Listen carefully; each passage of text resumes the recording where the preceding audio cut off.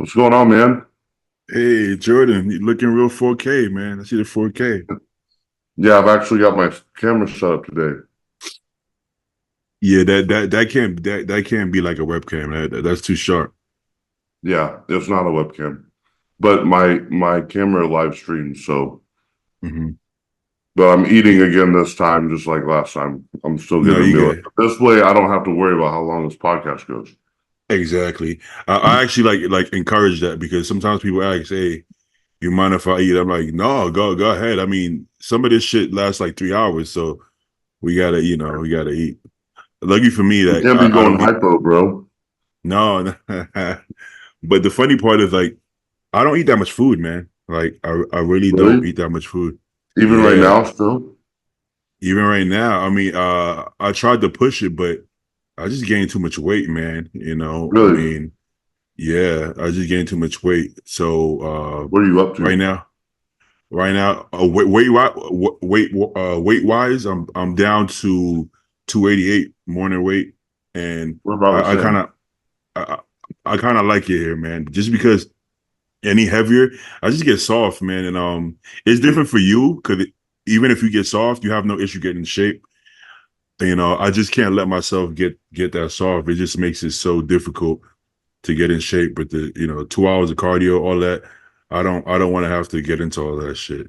You know, I had to do 2 hours of cardio. I wouldn't be doing that either, bro. What's up, exactly. Kennedy? Yo, Okay. Jordan, what's up, bro? I haven't heard from you in quite some time. How's everything Yeah, going? bro. Good, man. How about you? I see you're growing. Dude, just off season, it's starting to go, it's going pretty well. And Good. so far, I mean, I feel like, we're kind of taking a leaner approach to it. Mhm. Mhm. So it's just been so far I'm about 254. So I Okay. think the last time we spoke, I was like 249 or something, 248 or 249 last time you were on. So it's pound by pound, but I'm recomping now as well. So everything's kind of just like coming into play. I That's will good, say though, bro. how is it with you now E moved over to Texas? I see you guys are hanging out a lot. Bro, it's so much better now, being in Texas. Well, and Elias is loving it here in Texas too. Yeah. But we haven't gotten to train that much yet. He just Oh moved here yeah. a couple weeks ago. We're trying to merge our training splits. He's still doing quite a bit of traveling, but once he gets back home after this week, and I get back home from the Arnold, it may be a little better. Okay. What's Sweet. up, Yeah. Sweet, Justin? man. Fellas, what's up? That's it. How's it going, dude? Yo, Good, bro. How Justin, you what's doing? up? Good, How you man. doing, man? You Pretty guys good. all know each other, huh? You guys all familiar? Yeah. I would Yeah, we're assume. all I familiar enough. Yeah, I don't think you and you I and I I. don't know each other. yeah, I've never met Justin actually, but Yeah, you but and I haven't met before. How you doing, bro? yeah, I'm doing pretty good, bro. How you doing? Good, man. Good. I watched Yeah. you. I watched you do your thing and win your pro card last year. Super impressive. Thank you, man. Yeah, Thank you. It's funny, absolutely. Justin. We were talking in our group chat the other day, and I was like, I actually saw you and Stu at nationals in 22, but Oh yeah, obviously, when you're competing, like, dude, you're not in the yeah, yeah, headspace to really want to be able to talk to anyone or stuff. But I wanted to say hi to you guys. I was like, and then, when you look back retrospectively, you're like, damn, you know, you don't really get a chance to see people often during the yeah, year unless there's yeah, like a for show. sure. So like if you're there at the same time, just fucking, go and say hi or whatever. So like, but Yeah, still, hey, but listen, I'll man, you definitely be seeing were. you around. Yeah, no, you were on a mission, dude. You got to do what you got to do. I always find like prejudging. That's just we just got to Boom. be in our fucking zone. Like night show rolls around, be social, say what's up to people. But Yeah, prejudging, I don't even like to fuck with people. Like if I saw you, recognize you, I'd probably just leave you alone, let homie do his thing, yeah, and then we'll talk later. You know what I mean? Like that's perfectly normal. yeah. Yeah, I'm Man, the same way. I was backstage with Joe and Janicki last year. Like they're like some of my best friends, right? Man, I didn't say nothing but one word to them. Yeah, And it's not even like I'm so competitive. I just don't got it in me, bro. I'm so focused and like low key, like a little bit stressed. Not like I don't get super anxious, but it's like it's not even about the last thing on my mind is chatting. I just want to go lay down on the floor somewhere. You yeah. know what I'm Get your saying? feet up and Gotta chill conserve your for energy, sure. dude. Well, me and Justin actually, because I did the USA's in 2020. That Yep. was my first show in a couple years, but I gotta be honest. I didn't see anybody. I don't know what the fuck is going on. It's a blur. You know, all I remember is the fucking smell of tan, and everything else is a blur. I don't remember anything. That smell is so familiar every time. Yeah, it's So crazy. funny. Yeah, the funny thing, Justin, is because I think you probably don't even remember this, but we probably started following each other way back, like before, you actually even turned pro. I remember was it your first nationals or so that you did? That you came third or something like that? I did USA's in 2020. I got fourth place, and then I won nationals the next year. Yeah, that was the first time I think we kind of started following each other. But when you follow people, you don't really talk. But I was damn, you're kind of this guy's good, man. He's definitely going to turn pro at some point. And boom, like a year and a half, 2 years later, it's like Jesus. Can't even get a word in, Yeah, well, here we are, bro. Justin, what's new? I know you had to let go of the old gym, right? Yeah, yep. And I see you training at. It looks to be some kind of I don't know, some kind of shack like a little, or something. yeah. It's just a little private spot. My wife and I, we just got like a small warehouse space. So basically, like the lease on my old location was up, and my landlord just gave me two options. He was like, "You sign another long-term lease or get out." So he was like, not willing to work with me at all. Like, I offered him like fucking extra money to stay. Like, please just let me go month to month, because we had plans to find a new location, get a new location, expand, grow, do something bigger and better. So I just wasn't going to sign a long-term lease. So he pretty much just said, get the fuck out. So I packed my shit and I chose my like 25 favorite pieces and built a little private gym. I got a small little warehouse that my wife and I train in. And to be honest, I love it, dude. Like, what's your time frame on starting the new spot? Or are you trying to stay with the smaller place for a while? Honestly, I'm not in a huge rush right now. When I do this, I want to do it right. So like I'm working on a few locations. Like I have a letter of intent in on one place. I'm going and looking at another place next week, taking some measurements and stuff. So I'm just like, when the fucking right place and everything aligns, I'm going to jump. But right now I'm not really too stressed, just because I'm set and I can train and I'm happy. I just more than anything, I want like my community, my people. I want to be able to have my members back. All that stuff means a lot to me, but to be honest, like right now, you guys know how it is when you're training and like when you're locked in, a little bit of privacy is nice. And I haven't really had that in years, so, but I'm just taking my time to make sure that when I do it, I do it right. That's all. Bro, plus when you own the place, like you got to have so many questions while you're trying to train. Like you're 4 weeks out from a show. Yeah, it's tough. And you just want to lock in mentally. Like that's got to be hard. And I think the biggest thing is like my area is like, it's just not, bodybuilding's not big. So people don't really understand. I'm 3 weeks out from the Olympia, and I got people that are just like chatting my ear off. I'm like, yo, this is like, you guys, I'm like, I always tell people like, this is the Super Bowl of bodybuilding. Like I'm going to the fucking Super Bowl in 2 weeks. Like sometimes I need to not to be a dick, but like, it's kind of hard to handle things. You have to do things professionally and the best you can. And I think I just try to, all you can do is really just try to explain and be as respectful as possible. But really, I put on my big headphones, hood up, and I get left alone. Like my people know, like when I'm not locked into a show, I'm very communicative. I'm open. I'm helping members. And when I'm locked in, I'm just is what it is. Because that's my biggest thing with you, like in your situation, right? Like the gym is not really like a money maker. You know what I mean? Yeah. It's kind of a place that you're kind of opening up just for your training and kind of a sense of community. Yep. But when you started that gym, from what I recall, you weren't even pro yet. So the landscape's kind of changed, and dude, I wasn't even competing. I wasn't even competing yet. That's what the stakes are a lot higher now. The stakes are a lot higher now. You know what I mean? They are. So it's a completely different atmosphere for you, versus when that gym originally started. So my question to you is, given the chance now that you were able to find an actual spot, are you going to still keep like the same kind of public open gym, or you're going to kind of do like a kind of members only? I know there's a lot of those popping up now, like a members only style type of gym. So you kind of have your privacy, but you still have a sense of community for the people that you want there. Yeah, no, I mean, to be honest, I'm gonna keep an open gym. It's gonna be a 24-hour gym. I want to make sure that, I had a lot of members that I had to, send off to other Yeah. gyms, and the gyms in my area are shit. I've got like a Planet Fitness and then like a really rundown YMCA, and that's like it. That's all we have. So like, I got a lot of young people. Like a few kids were like starting contests for their first contest prep ever, doing a show here in 16 weeks, and they had to like leave their actual real bodybuilding gym. Like it's a bummer, dude. It's tough. I hated seeing that. So I definitely want to like build back the community, and I want to come back better and bigger and stronger, and I ultimately. I love bodybuilding. I'm a bodybuilder, but I'm also a businessman, and I want to expand my business and grow in that respect. We have two Justins today. What's up, other Justin? What up? What's up, big dog? So, good? I'm gonna call Shier Justin, and I'm gonna call you Bubba. Wyatt. I'm gonna call you Wyatt, and I'm gonna call Shier Justin. That's fair. All right. That's cool. Bubba.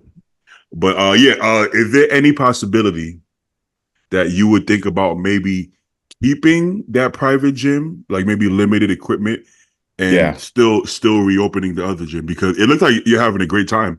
It's good, dude. Gym. Yeah, it's super nice, and I think it could be really valuable for like deep in a contest prep. Like right now it's like I'm chilling, like I'm not even on anything. I'm just like entering my off season nice and slow and having fun, and I really appreciate it. But I know that like deep in a contest prep, 3 weeks out, 2 weeks out, like fuck, it'd be so valuable to have that. So I absolutely think and probably will keep it. Are you letting anybody else train at all there? Right now, it's just my wife and myself. To be honest, like we ran that gym for 6 years, and I just wasn't in a rush to like start inviting people in. Like, and then it's also, where do you draw the line? Like, I have a few people that I would like I could let this guy, maybe my sister, but then her boyfriend, and her boyfriend's got friends, and you're going, oh fuck, where do I stop? You know what I mean? So like, and it's temporary too. It's not even like a permanent location. Yeah, so it's not like a permanent thing. Yeah. So we're just keeping it super low key, just us, and it's nice. Like I have like my old training partner. Like I might invite him in for some sessions and something like that. But like I'm definitely not going to start like bringing in groups of people. If you're gonna go too far, right? Then you're gonna see me in town. I'm like, hey, Justin, can I swing by? But Ken wants to come. Like Ken is coming too. Yeah, no, it's tough. And you already have that. I'm like, fuck, if I invite this guy, then he's probably gonna want his homie to come, and then like his girlfriend, and then like his girlfriend's got those two friends, and fuck, it's like that. Well, speaking of gyms, what do you do? What do you do if Aaron Banks comes to your gym? Oh my god, bro. And pull the. Can you guys hear it? Can I turn the volume on? Yeah. You Dude, guys hear that? My mind if you said that to me. No, we can't hear it, but I think we can. Oh, you can't hear it. Okay. I think we all know what happened. Yeah. So basically, he's squatting what looks to be 3 plates, which I don't know why you got to film 3 plates, but he filmed it. Howard. Get him, Joey. And then he's like, hey. And then somebody walks, the guy doesn't even walk past, he walks back, and then he's like pissed and he racks it. My guy, if you're gonna stop your set mid-set, you wasn't really training, bro. He didn't want to do that leg set. He didn't want to do that set anyways. Bro. It's a good excuse for a men's physique guy. Dude, it was for the vid, because dude, I'll tell you what happened from my perspective. I saw the post. He actually posted it. It wasn't like that's what I saw. I was like, it didn't like get leaked or some shit. Like this fool posted it. He actually posted it, and he was like, I forget what the caption was, but it was like, people are not allowing me to shine or something along those lines. Get the fuck out of here, bro. Yeah. And he was getting flamed. So he took it down. Yeah, and then he also disabled like comments on all his posts. He did. As well. Like, I mean, I don't blame him, dude. He was getting shit on, and I mean, deservedly so, man. That was like clearly a fucking aisle and a walkway. Like, dude, I own a private. Well, I owned a public gym. You know what I mean? I had people walk in front of my shit constantly. You know what I mean? And I didn't win the Olympia, but motherfucker, I went to the Olympia, and I got people walking in front of my camera all the time, and I get it. It happens, dude. And you know when something is for the camera versus when you're actually doing the set. Man did 2 reps and stopped. Once he saw someone go through that camera, he stopped. So he clearly wasn't training. Like, I don't know about you guys, but if I'm training and maybe I'm recording or someone walks by, I wouldn't know. Going. I wouldn't even see them. Yeah. Listen, I would encourage people to walk by my camera. When I see people like nervous, I'm like, Yo, walk past that shit. Like, Yeah. I'm the one in the way. I'm in your way, not the other way around. exactly, bro. Who the fuck am I? So I don't know. Like, I feel like a lot of like bodybuilders don't like men's physique guys, and I don't think it's because of their physiques. I think their physiques are great. I think sometimes we feel like people get too cocky, and it's like, who the fuck are you? Like, no, with all due respect, like, who the fuck are we? You know, we're not special because we got big muscles. At the end of the day, like all of you, like everybody on this podcast, I bring people I respect, but I respect y'all as men first and foremost. I don't care where the fuck y'all place. I don't care if y'all get last place. I respect y'all as athletes, of course, but as men, if I don't respect you as a man, I don't give a fuck what titles you got, what money you got. I could give a fuck less. So people like that, bro, and that bullshit apology video, man. Yeah, that was he had to make that apology. That was just damage control. I didn't really, but I mean, like, don't get me wrong. I mean, I appreciate it. You needed to apologize, but but like, the problem is somebody out there is going to screen record it because the internet's permanent. You can't take it back. It's there forever. It's one thing. My fault, Ken. Go ahead. No, I mean, I just don't understand where the character trajectory went, because from my personal experience, I've met Aaron Banks in the past. Before he won his Olympia, he came to the New York Pro the year before he won that Olympia. And I'm telling you guys, the guy on Instagram is not the same guy that I met that day. He was extremely humble. He was a really nice dude. We actually had like a decent conversation. Like, he was even surprised that like I knew who he was, because obviously we're in bodybuilding. And it was just a completely different guy. Like, so like now, like I see this persona now, and I wouldn't even say it's a persona at this point, because I think it's been proven it's pure behavior. I just don't know how people can change so quickly, you know, due to I guess fame, if you want to call it fame or notoriety or whatever. It just baffles me, man. That's the problem I have though is like some of these guys act as if they're a pro NBA player or a pro NFL player. Like, in the grand scheme of things, our sport isn't like mainstream, but these people act like they're mainstream famous. Like, they have that kind of persona, and it blows my mind, because I'm like, they get a little taste of it and then they start acting that way. And it just doesn't make sense to me, because it's really, if they go into a grocery store, no one knows who they are. It's not like they're an actor or professional basketball player or something like that. It's entirely different anyways. But I feel like it's like it comes from immaturity, because part of life is when you go through real life experiences, if you're not humble, life will humble you, right? Justin could tell you, right? When you're in the hospital on your deathbed and you don't know if you're gonna be alive or not, that shit humbles the fuck out of you. You know what I'm saying? I've been there. I've been in a coma. I've been in a coma for a week. You know, woke up, you can't walk, and you learn how to walk and all this shit. And you got to shit in a fucking little thing, and then the nurse is wiping your ass. I shouldn't have bedpan for like a month, bro. What were you in a coma? How'd that happen? Pneumonia. I had pneumonia in 2019 in prep. Damn. A young man shouldn't get pneumonia. I guess same way a young man shouldn't get you had what? I had meningitis. But I was born, but when I was born, I had bronchitis and I have asthma, so I'm more prone to that kind of shit. And when I got COVID, it was really bad. So I guess being in prep, I was in rhabdo as well, they said. So my body was really susceptible to a lot of shit. And I guess with those issues, respiratory issues, I was able to get pneumonia. And the shit, being a big guy, it makes it worse, because now you're sitting there. You can't move, so your muscle is wasting even faster.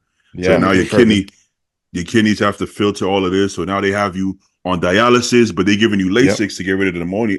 It's all bad. Bad shit starts to happen, you know? Yeah. So, I was there for like 2.5 weeks, and that shit humbles you, you know? At that point, I felt invincible. I thought I was Superman, right? And then you realize, shit, I'm really not, you know? So I think people like this, it's a lack of humility comes from immaturity. You haven't experienced enough life to realize you're really not shit. And one day you're going to realize you're not shit. You're just like everybody else. And then that's going to help you mature as a man. Well, man, I think people like him, like, they get a little bit of like that notoriety, and they're not Mhm. comfortable in their own skin how they were before. So they get that notoriety, and then they think they're just like they try to live in that persona the whole time. You know, like Mhm. I've met Justin, Jordan and Justin and Body. I haven't met Ken in person, but like if you sit there and you can actually have a conversation with somebody, like that's real. Like y'all are just how we are on the podcast and on your social medias. Like that says that you're comfortable enough in your own skin to be your own person. You know, and a little bit of notoriety won't change that. That's You just know, about being confident. I mean, So, he might be as well. Might be a super nice guy. I don't know. Yeah. And I will sometimes just like it's like that triggered culture is a thing. Like maybe he's just leaning into something that he thought would catch on.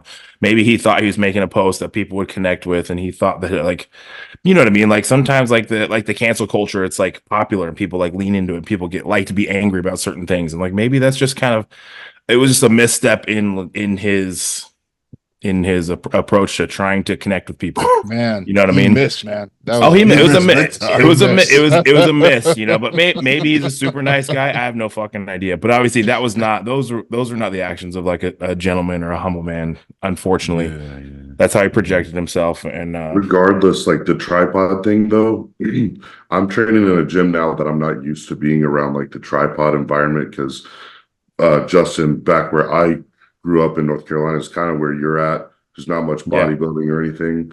And so people actually go to the gym to train. And even a lot of the young teenagers aren't just in there with their cameras and stuff like that. So now I'm at a gym with a ton of tripods. they're usually in there wearing like Carhartt pants and Carhartt Yeah, boots exactly. and fucking exactly. Yeah. And the Yeah, same hoodie. redneck stuff. Yep, exactly, dude, for sure. So Like, I mean, like I have I've like gone to this- loggers training in blue jeans at my gym. Like that's like mostly what I and see, work you know what I mean? boots. Yep, Yeah, for sure. And so I I'm wish the used to seeing motherfuckers would that. take them work boots off because they fucking spread dirt all over my gym. But it's all good. I No, that's respect it. annoying. Yeah. Mhm. I don't know. It's a different culture once you get into these influencer gyms. Like I'm at one in Fort Worth here that's and Justin, you visited that Las Colinas Absolute Recomp when you came. I Yeah. don't go to that one. I go to the old one, but I heard you that see the that one influencer actually vibe. looks good. I have a client that works out at that one. But yeah, that one in Las Colinas, fuck, dude. Too Like I much. could not train in a gym that like turns red like that, like No, I know. a zombie apocalypse in the middle of it, and then it's like In the fucking middle of your set, you're like, music what is pound. it? Yeah, Am I yeah, dying? it's super weird. Crazy. And- But and I that's also- the kind of environment of like these kids that have tripods set out everywhere, and you're like in I know. everyone's way, and you can't look at someone because you're going to be in the back of their video staring at them, and it's like it's this. I mean, I don't know. Maybe Aaron was, like you said, leaning into that, but the problem is that attitude needs to not be in the gym because that trickles down to like these young kids that I feel like are these teenagers feel like I'm in the way when I'm trying to train and they've got tripods set up throughout the gym.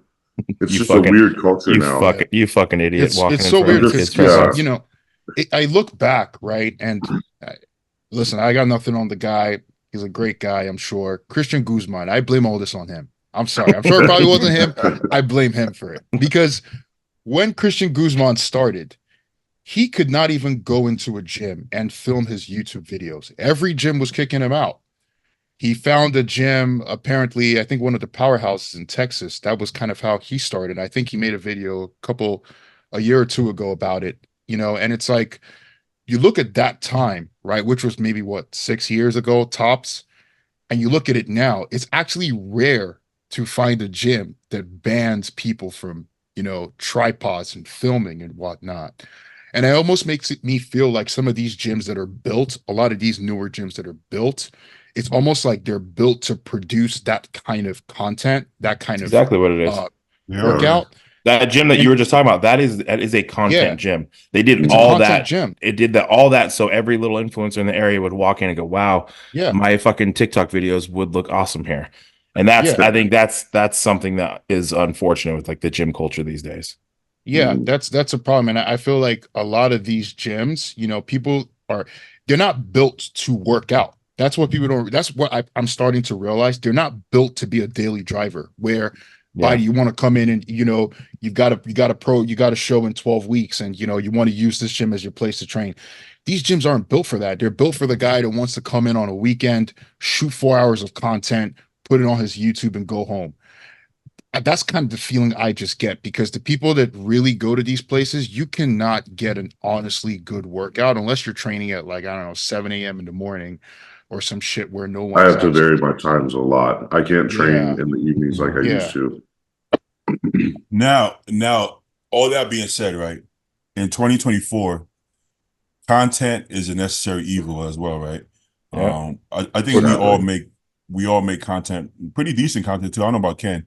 Ken's content is kind of old, kind of outdated, but I think the rest of us, we make the reels and all that shit. But I need help. there's a time, there's, there's a time and place and a way to do it. Now, if you watch me, Joe, and Paul train arms, and we're bullshitting and dancing and shit, you know damn well that that's not no real workout, right? Like I barely train arms. That was my second arm day. We're bullshitting, right? That's basically like a podcast in the gym. That's not real. Now, if we're really, there's the reason why we don't have a leg day up on the fitness. You know what I'm saying? Because them leg days, we're not doing much talking on those leg days, right? There's a way to do it. There's a time and place. I think people kind of mix them together. They think this is real training, but there has to be a difference. I go film at Zoo Culture. I might film shoulders, this or that. But when I'm using a tripod, I'm very distracted. I feel like I'm gonna subconsciously do something for the camera, whether it's more weight. It's usually more weight, which I don't really want to do. You know what I'm saying? So, if I go to Fit Nation Gym, unless I have a fly on the wall, like a cameraman recording, and I'm not saying shit, I'm not recording anything because I'm there to fucking train. That's a hardcore gym. You go there to train. Ain't no tripods in that gym. So I try to keep it separate. And Zay told me a good thing. He said, "Yo, don't record your top sets because you're gonna put on for the camera. I know you, baby. You're gonna pick heavier dumbbells." So I'm like, "You're right. I'm gonna do my top set and then record the back down sets." That's a fair balance. But you have to have a system in place. What workouts to record? What workouts are for you? You know what I'm saying? So I don't know how you guys feel about that. I mean, I film almost all my training, and to me, like, I think I've been known for like my training. I think a lot of people respect me because of execution, Sure. training, et cetera, et cetera. And I will say that I got better at training through filming myself and watching myself, being critical and analyzing my training and making adjustments based off of poor movement patterns I was seeing, and it's helped me progress a ton. So I encourage all my clients, film yourself, watch yourself train, because sometimes you guys know you've done like a row and you're like, that feels pretty good, and you watch, you're like, what the fuck was I doing? Like, why am I moving like that? And then you can fix it, and then or like you just got, maybe you got a janky ass deadlift and you didn't realize it, and then you watch, you're like, damn, my hips shoot up like crazy. And people don't, you don't know that stuff. So I think that filming is like it's important to like fix those subtle nuances in your training, can help you get better. But you have to be respectful of the environment, and you also have to be honest with yourself. Like for me, I put on the camera, I'm not going to grab the heavier dumbbell because I don't know. I've got my logbook and I'm pretty honed in on my training, and it's just like the load chasing, it doesn't really get to me like that. If anything, when I do a set on the camera, I'm like overly perfect. Maybe I annoy myself. Maybe I annoy myself because like it was like too slow of a negative. I'm like, just fucking train, dude. Like, quit trying to like be perfect with the camera like that. So that's me. That's my issues. And I don't know. I watched like Justin train, the absolute fucking maniac. Every time the camera's on him training, absolute maniac, training to his fullest. I can tell watching you train Justin or Wyatt, that camera doesn't bother you or hinder your training at all. No.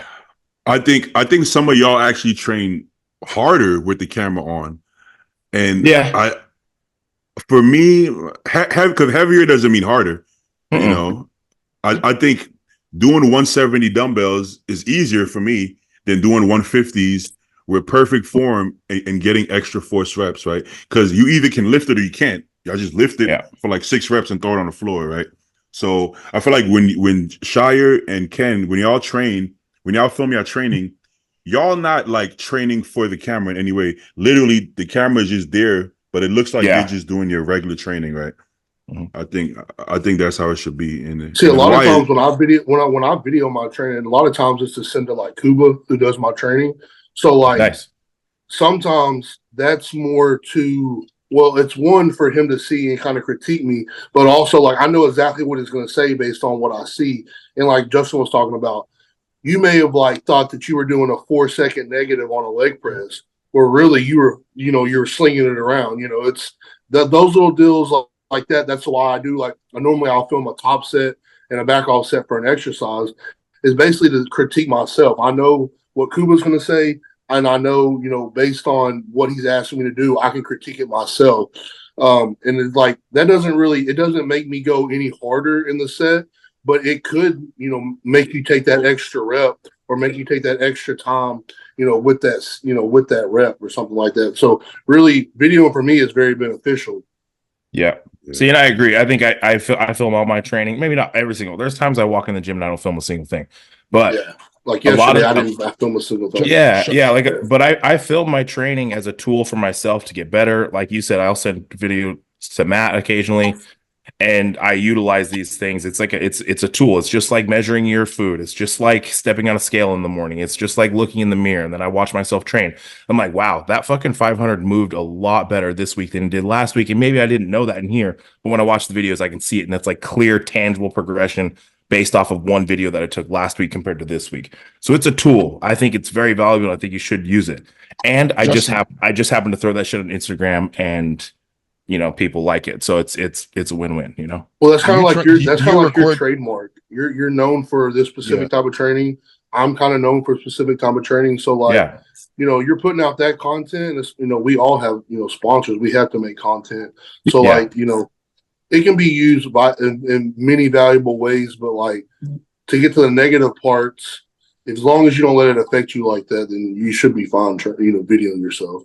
Yeah. And question for Justin: do you record every single set, or no? You typically just your top sets, right? Or like your top and back off. Yeah, working sets. Like I'm usually doing 1 to 3 working sets depending on the movement, and I may film one of those sets, but I may film all 3.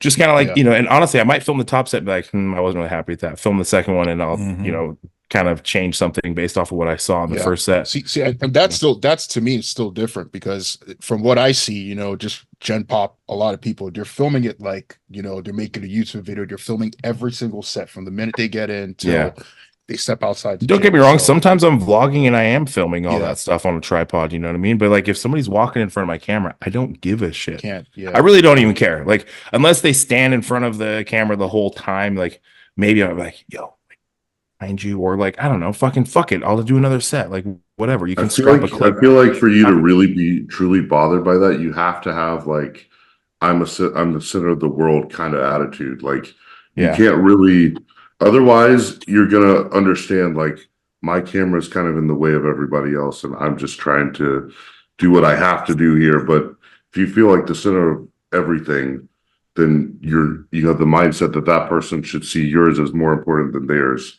And that's the problem, is some bodybuilders think that their training is more important than the average Joe that's trying to better themselves all the same. Like, we're all in there to better ourselves. But I got so many Aaron Banks comments with this.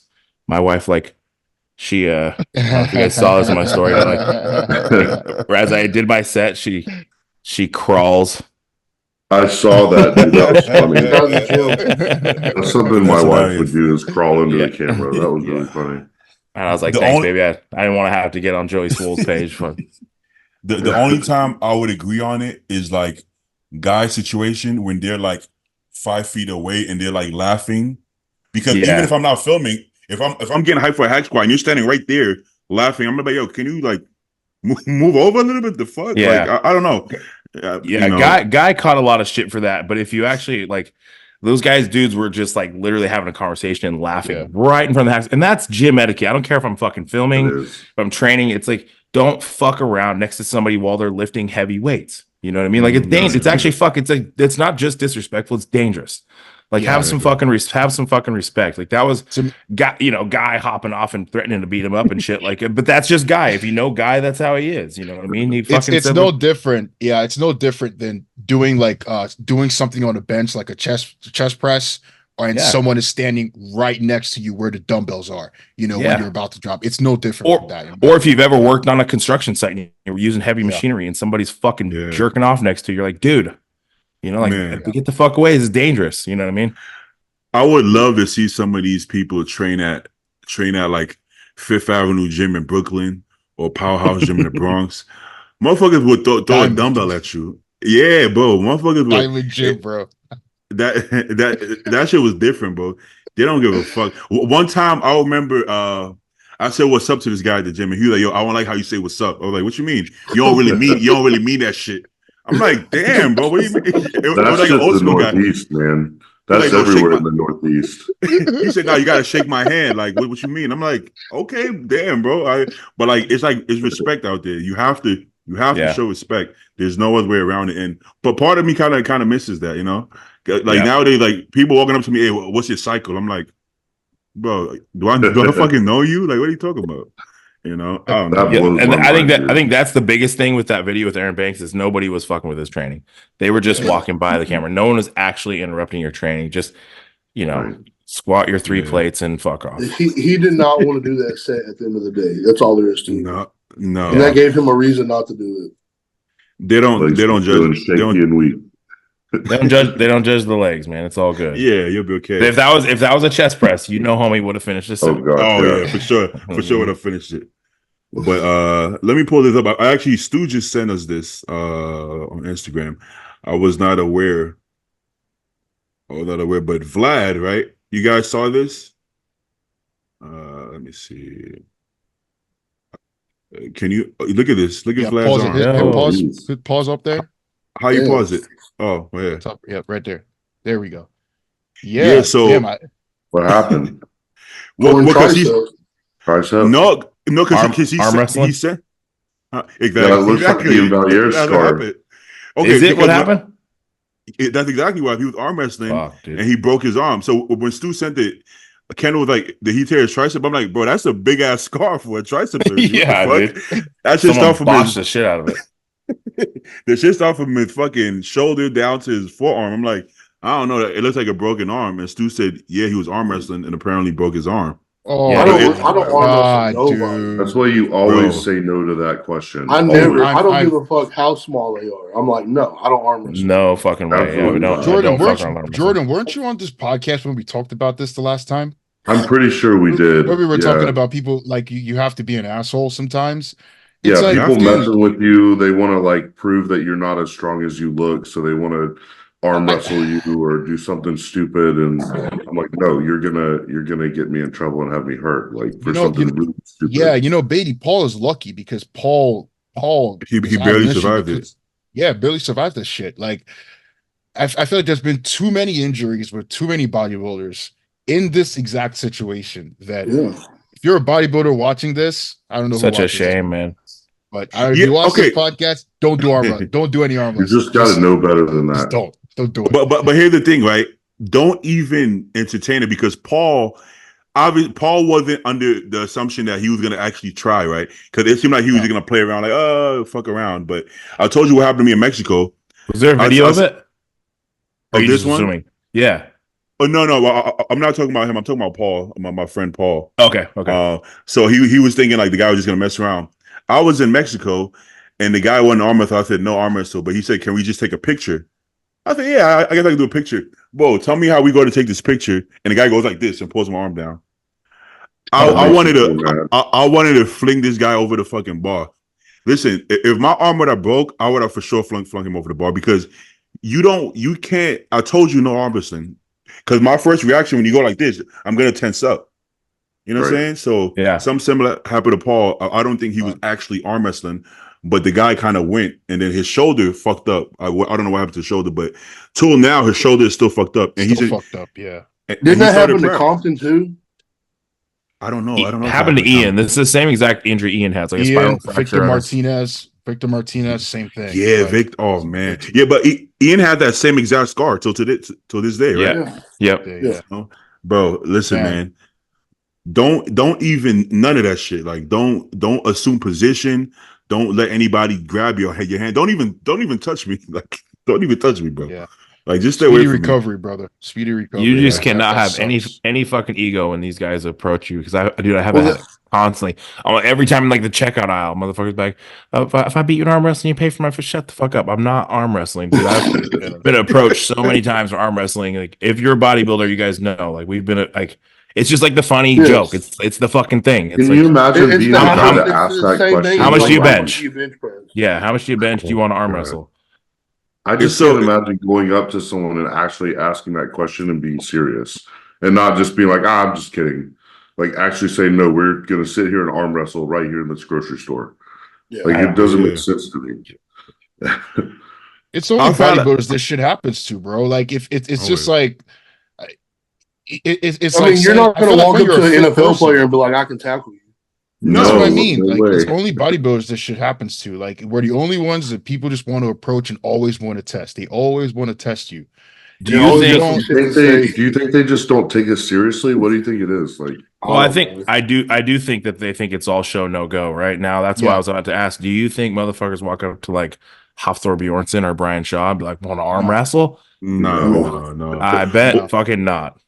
Their hand like is the size Khabib. of my fucking But laptop. there's because it's a stereotype that bodybuilders are not strong, right? It's just show Mhm. muscles. That's what it is. They don't walk up to Khabib and be like, "Oh, you wanna spar?" No, No, fuck motherfucker. no. You know, we not sparring. You know what I'm saying? That's the number one signal. If you got fucked up ears, I'm not fighting you. No way. Yeah. Yeah. I mean, in general, once you start bodybuilding, I think you have to stop pretty much everything else. Like, don't. yeah, that's a pretty good generalization. That's about right. Yeah, I pretty much can't do shit except for like go on Yeah. a walk with my wife. I remember. Even that Like I in- struggle a little bit. you get a I lower remember- back pump on the walk. Yeah, dude. My driveway is pretty steep, dude. I hit it today. I was like, "Fuck my little back, goddamn!" I'm getting, You like, need to go home and roll out. I after had to that walk it. I had to walk it backwards. you guys know Melly Mel? You know who that is? No.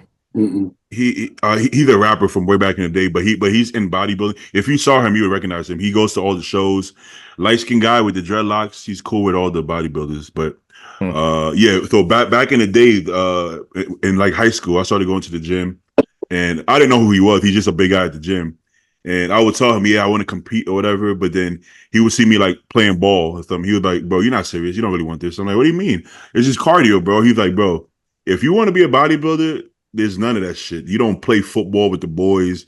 You don't go, you know what I'm saying? You don't go run the track. Like, I know you're in high school, but if you're telling me this is what you want to do, you can't do both. You know what I'm saying? And then once I stopped doing all that bullshit, I actually started gaining muscle. You know what I'm saying? So Yeah, I mean it's kind of unfortunate, but I'm in the same boat where like I used to go snowboarding every winter. Like me and my brother would go up in the mountains and snowboard. I'd wakeboard in the summer and I'd ride my bike, ride BMX, go ride motorcycles. I always rode dirt bikes my whole life. Now I'm kind of like, fuck, I don't want to do any of that because I just feel like I'm going to get hurt. And it's not even like, it's also just, dude, I don't want to be 275 on the mountain trying to snowboard. Fucking hard. You understand physics, right? It's just not fun. It's You're not be fun moving faster anymore. than everyone too. That force, man. That weight was that force. I remember after the Olympia, I was lean. I was like, man, I'm not going to go snowboard. And then like 2 weeks later, I was like, I'm fat now. Yeah. Still not athletic, dude. Even when we're as lean as we get towards the show, we're still not athletic enough to do those things injury free yet. Yeah, I know. Like watching Ian Valier trying to get athletic again and do sprints and stuff like that. What a journey it is. I know it's gotta be hard. Yeah. And I've made peace with it. I'm totally okay. And I feel completely fulfilled in what I do. I love what I do. I don't have any lack of meaning in my day to day. I really don't feel like there's a void. So I don't go, man, it's like what a sacrifice. Yeah. I can't go, fuck that, dude. I love everything I do. I love that I'm walking into my kitchen every 2 hours and eating a meal. I love training every day. I love that I'm like 9 p.m. I'm in bed and like I'm going to sleep. Like it's just like the routine and the habits that I've built with bodybuilding. It's a lifestyle and I fucking love it. Wouldn't want to do it's funny. I posted a video on my Instagram and it did decently, but it was kind of a joke. I saw that one. The 300-pound life video that I did, and a few people either DM'd me or commented or whatever, and were like, "Gosh, this looks absolutely miserable. Like you look so unhealthy and sad, and like, why would you do this to yourself?" And it's over exaggerated to like the utmost extent. So like, truly, when responding, I'm like, honestly, I'm kind of just kidding. Like, I really enjoy doing every bit of this, even though my socks are hard to put on. Like, other than that, it's pretty enjoyable. I wouldn't have it any other way. Yeah, it's satire. I don't know how people don't understand that. Yeah. There's fun parts. Oh, go ahead, Jess.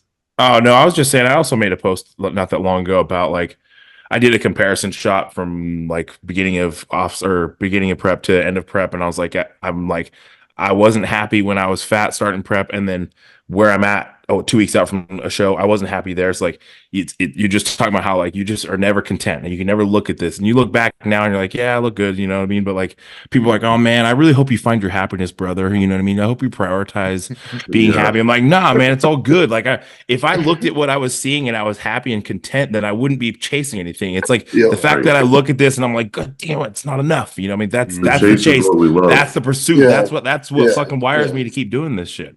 Yeah. You know, Right. and like I'm perfectly happy. I'm perfectly happy being unhappy with how I look, and that's fucking all pro bodybuilders. None of us are happy with how we look. We've been happy with like packages we brought, and like when you have that one check, and you're like, "Fuck, I look good today," and then the next check, and you're like, "Fucking, I look like shit." Mm. Yeah. You know what I mean? Like that's just life. But like it doesn't mean that there's some inherent unhappiness. Like I'm totally content, but also never content and never Yeah. fully satisfied. But that's the game. You know, I think anybody that's like excelled at anything or been elite Yeah. has always been extremely hard on themselves and have never been content. You know, it's just Yeah, it's just I part of think- it. Well, the Necessary. person that like settles for making $50,000 a year and they're content with that, like I would never be content with that. So like there's Yeah. levels to it. You know what I'm saying? Like Yeah. some Right. people that are just content with just an average life, you know, how much are they probably missing? You know, we're ours is a little different, but it's still like we're always trying to progress. And I feel like that's a personality trait that not a Yeah. lot of people have, you know. Well, Yeah. there's carryover in every aspect because like you know like every meal we eat and even like I said even like looking at our fucking the clock at night and making sure we get to bed in time is so we can get enough sleep because we know we got to recover because I got to fucking train legs tomorrow and I need to feel fresh and like everything starts to have meaning in your day and like every bite of food I take is like that much closer to my goals. You know what I mean? So like we're always constantly chasing something and I love that. And some people just aren't wired like that. Some people just want to clock lot of in and like are settled in and listen, it's because it's comfortable and comfortable is easy and easy is easy, Yeah. you know, and like I don't appreciate easy, but some people do. But People need a bodybuilding, safe space these days. Yeah. I think bodybuilding is like the perfect microcosm of life. There's a specific reason why we all do this. There's a reason why we all also get along because we have that similar personality type. We're not content. We're never content. And that's not just in the gym, out the gym. That's in life in general. We always want the best. We're not complainers. We're doers. We get the job done. So we all respect each other and relate because on that level, we all get it. You know what I'm saying? We all get it. And you wouldn't be a bodybuilder if you were content, right? I took a year off bodybuilding. I told you I had the pneumonia in 2019. So that whole it was beginning. So I took that whole year off bodybuilding. No gear. Well, I was training, but like bullshit training. And then I'm like, no diet, right? I thought I would enjoy it. I get to eat what I want, do what I want. I didn't enjoy it. And I was like, damn, I have no structure. Felt like a bum. Like this is not it. So some of the things we think we hate, we actually need that shit. We actually need it, you know. I remember Dexter saying, when I retire, I'm not going to eat, I'm not going to train, whatever. And I see him kind of doing the same shit because Same shit, yeah. because he loves that I don't shit. know how I would disconnect from it at all, dude. At this point, I don't know how to Can't. not do it. Well, See, Ian's like Live the your only life. one that I've seen recently that does it. Like he eats Sure. kind of whatever, but still I know there's no possible fucking way you look at a plate of food and you don't first go, For that's sure, about for 5 to 6 ounces of protein. Oh, You're still doing it 100%. I mean, all of them do it still. You know? And yeah, and like you've lived a certain way for at least 2 decades. Like you're not just gonna drop all that shit all of a sudden. So, It's a way of life. Even Ian, he's turned that bodybuilding structure. He's turned it towards running, right? So Exactly. he may Yeah. not be as strict, but the training and all the requirements that's needed for that, he's treating it almost like bodybuilding, right? So it's crazy, man. It's crazy. Like for me, I know that. Like you said, Beatty, the same thing happened to me. I was going to stop bodybuilding completely. I wasn't even planning to compete anymore. And it was in 2019 when COVID hit the pandemic, I actually couldn't train for the first time in my life in the last 10 years. And that's when I was like, man, I love this shit. I'm going all the way, man. I'm going to the MPC and I'm going all the way. that was literally what changed it. And that's why I'm even here today, like even Yeah. on this, talking with you guys, because it was just like that absence of something you've been doing. I took it for granted, and when I realized I couldn't do it anymore, that's when I realized how much potential that I myself was wasting, with something that I've always done, Yeah. So I think we were talking about like disconnecting. Like I always encourage my guys to be able to disconnect. Like any of my clients, like, yo, it's Christmas. I don't care if you eat two meals today and one is pie. It's fine. You know what I mean? Like we can be bodybuilders tomorrow, like learn to disconnect. And when we're talking about Ian never learned how to disconnect. The guy's my friend. I've talked to him about this. He was a guy that was like fucking 6 meals of lean protein and rice or potatoes. And that is fucking it every single day of the week. I don't care if it's Christmas. I don't care if it's my birthday. And he never really disconnected. And now he's on the backside of it and he's like, dude, I had a sandwich today. I'm like, motherfucker, I had a sandwich last week. I don't give a shit. Meal 3 was a sandwich. I don't give a fuck. You know what I mean? Like I had like 60 grams of carbs from bread and some protein, like whatever. You know what I mean? Like I don't do that all the time, but like if I want a sandwich, I'll do it. It's no big deal. You know what I mean? Like I think Justin, go ahead. Sorry, Justin, I didn't mean to cut you off. Oh, we're bad like that on this podcast, so I apologize. Yeah, we just keep cutting off. Yeah, we're terrible. We're terrible. But my question to you is, be that you are Ian's friend, do you think this retirement is permanent or it's a temporary thing? Because no, it's permanent. It's permanent for sure. Yeah, absolutely. I think Ian did all that he does nothing left to prove. You know what I mean? And I think Ian's content and Ian's happy with what he's doing, and I'm proud of him. I'm happy for the guy. But I think if you were to talk to him, he'd be like, man, in retrospect, maybe I didn't handle this the way I should have, and maybe there was a healthier approach. Bodybuilder, man. Yeah, he's a damn good bodybuilder, and I think he was doing what he felt like he had to do. And I don't think, again, we talked about not having like any regrets or any voids, and you feel like, I don't care. This is how I live my life, and I'm fulfilled. But I think that for most people, some semblance of balance, whether it's like going out on a date with your wife, like Jordan, like, you guys go out on a Saturday night and go have whatever the fuck you want. Like the other day we went and had brunch, and I like pigged out for my first meal of the day, and then I came home, I took a nap, and I had like 2 more meals. Like that was like whatever. I had a 3-meal day. One day, next day, I was back on. Nailed it. Doesn't matter. I will say doing that has been one of the best things for me this off season, where it's like before I had this mindset of only 1 cheat meal per week. Yeah. Swapped out for a meal. I have to hit every single other meal no matter what. Whereas this year we've had like a freedom day, Sunday, where I like back off my carbs per meal. And then I'll have like 2 like decently cheap meals or 1 like crazy meal, whatever I want. Yeah. And then in the middle of the week, sometimes I'll match something close to my meals, but I'm not mental thinking that I absolutely have to have every solitary meal on a scale. So I'm like 100% Monday through Saturday, and then Sunday, me and my wife get to be humans for a bit, It's good. And I think there's more progress than ever. Yeah, I think But there's why that makes more sense is because Chris, your coach, has been there just like Ian. And he knows now looking back, retrospect, Ian sees it. Well, Chris has already done it. And he sees it like it can be done this way, and it'll actually probably increase your level of satiety, like your sanity. Right. You're going to be able to do this. You're going to have fun with it longer because you're able to, he's teaching you that you taking these breaks and you still almost hit 100 or 300 pounds this all season, and you're making hella progress. Okay, you took 1 week off or 1 day off every single week. You know what I'm saying? A little bit of balance. That's what Justin's really trying to say. Burn out that way. Yeah, and listen, most weeks I nail every single meal because that's just what I prefer to do, and then I'll have one night where I go get sushi or something with my wife, and that's it. But I'm also like, if it's like I said, if it's Thanksgiving, I'm not gonna give a shit. I'm not bringing chicken and rice to my family's house. I don't give a shit, dude. Like I can disconnect. You know what I mean? And if I have my cheat meal on Saturday night with my wife, and then on Tuesday it's like a friend's get together or something. I don't really have friends. I don't really do that shit. But I'm just saying, if it happened and it's like your aunt's birthday, like, well, I'm gonna go have a meal with my aunt for her birthday. With auntie, yeah. You know what I mean? Like, don't stress. Life's too short. Like, indulge. But it also takes a particular type of person and mindset. Like, I have my guys that I know I can say that to because I know I have to encourage them to learn to shut it off. And then I have some guys where I'm like, I don't care if it's your aunt's birthday, bro. You had like 9 cheat meals this month. I know how you same are. way with my You know clients. what I mean? Like, That's so me. you can't. I'm that guy, Justin. Yeah. Don't tell me to cheat. Yeah, so like and Matt's always been super good about that. It's like, you know what I mean? Like, you got a wife, I want you to prioritize your family life, your home life, and like you being a happier person can make you a better bodybuilder. So don't worry about it. You can execute better if you have some semblance of normalcy in your life.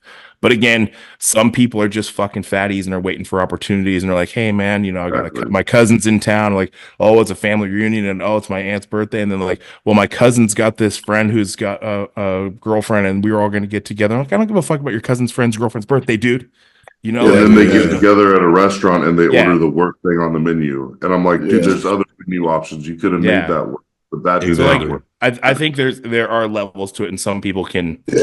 Some people can navigate it differently, but some people. There's also like a time and place. Like for sure. When we did national, Justin did national. That's where he turned pro.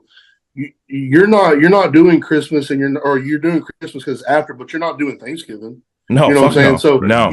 There's going to be a time and place where you do have to shut it off. We're like, oh no, you can't do this. Like I've missed plenty of Thanksgiving, being in prep. Yep. So like when you have the chance, and it is okay in the off season.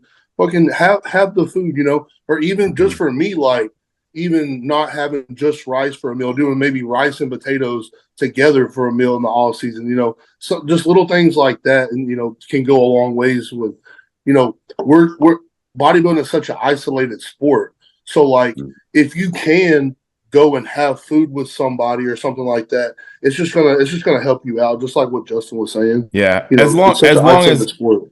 As long as there's caveats of course. It's like if things start affecting your digestion and then you're not able to eat your meals and adhere to your plan, and then next thing you know you're dealing with some GI issues because how frequently you're eating off plan, and there's things like that. Like I'm not saying that you can just have a free for all, but I am saying that there can be some normalcy, like the way Ian locked in for 15 years straight of his career. I think on the backside of that now he's eating some normal. Like I seen Ian like laid out like a salad. He's like, I had a salad, a little bit of little cheese and like this. I'm like, I'll do that shit with meal 5. I don't give a fuck, dude. Steak, potatoes, and a salad. Hell yeah, dude.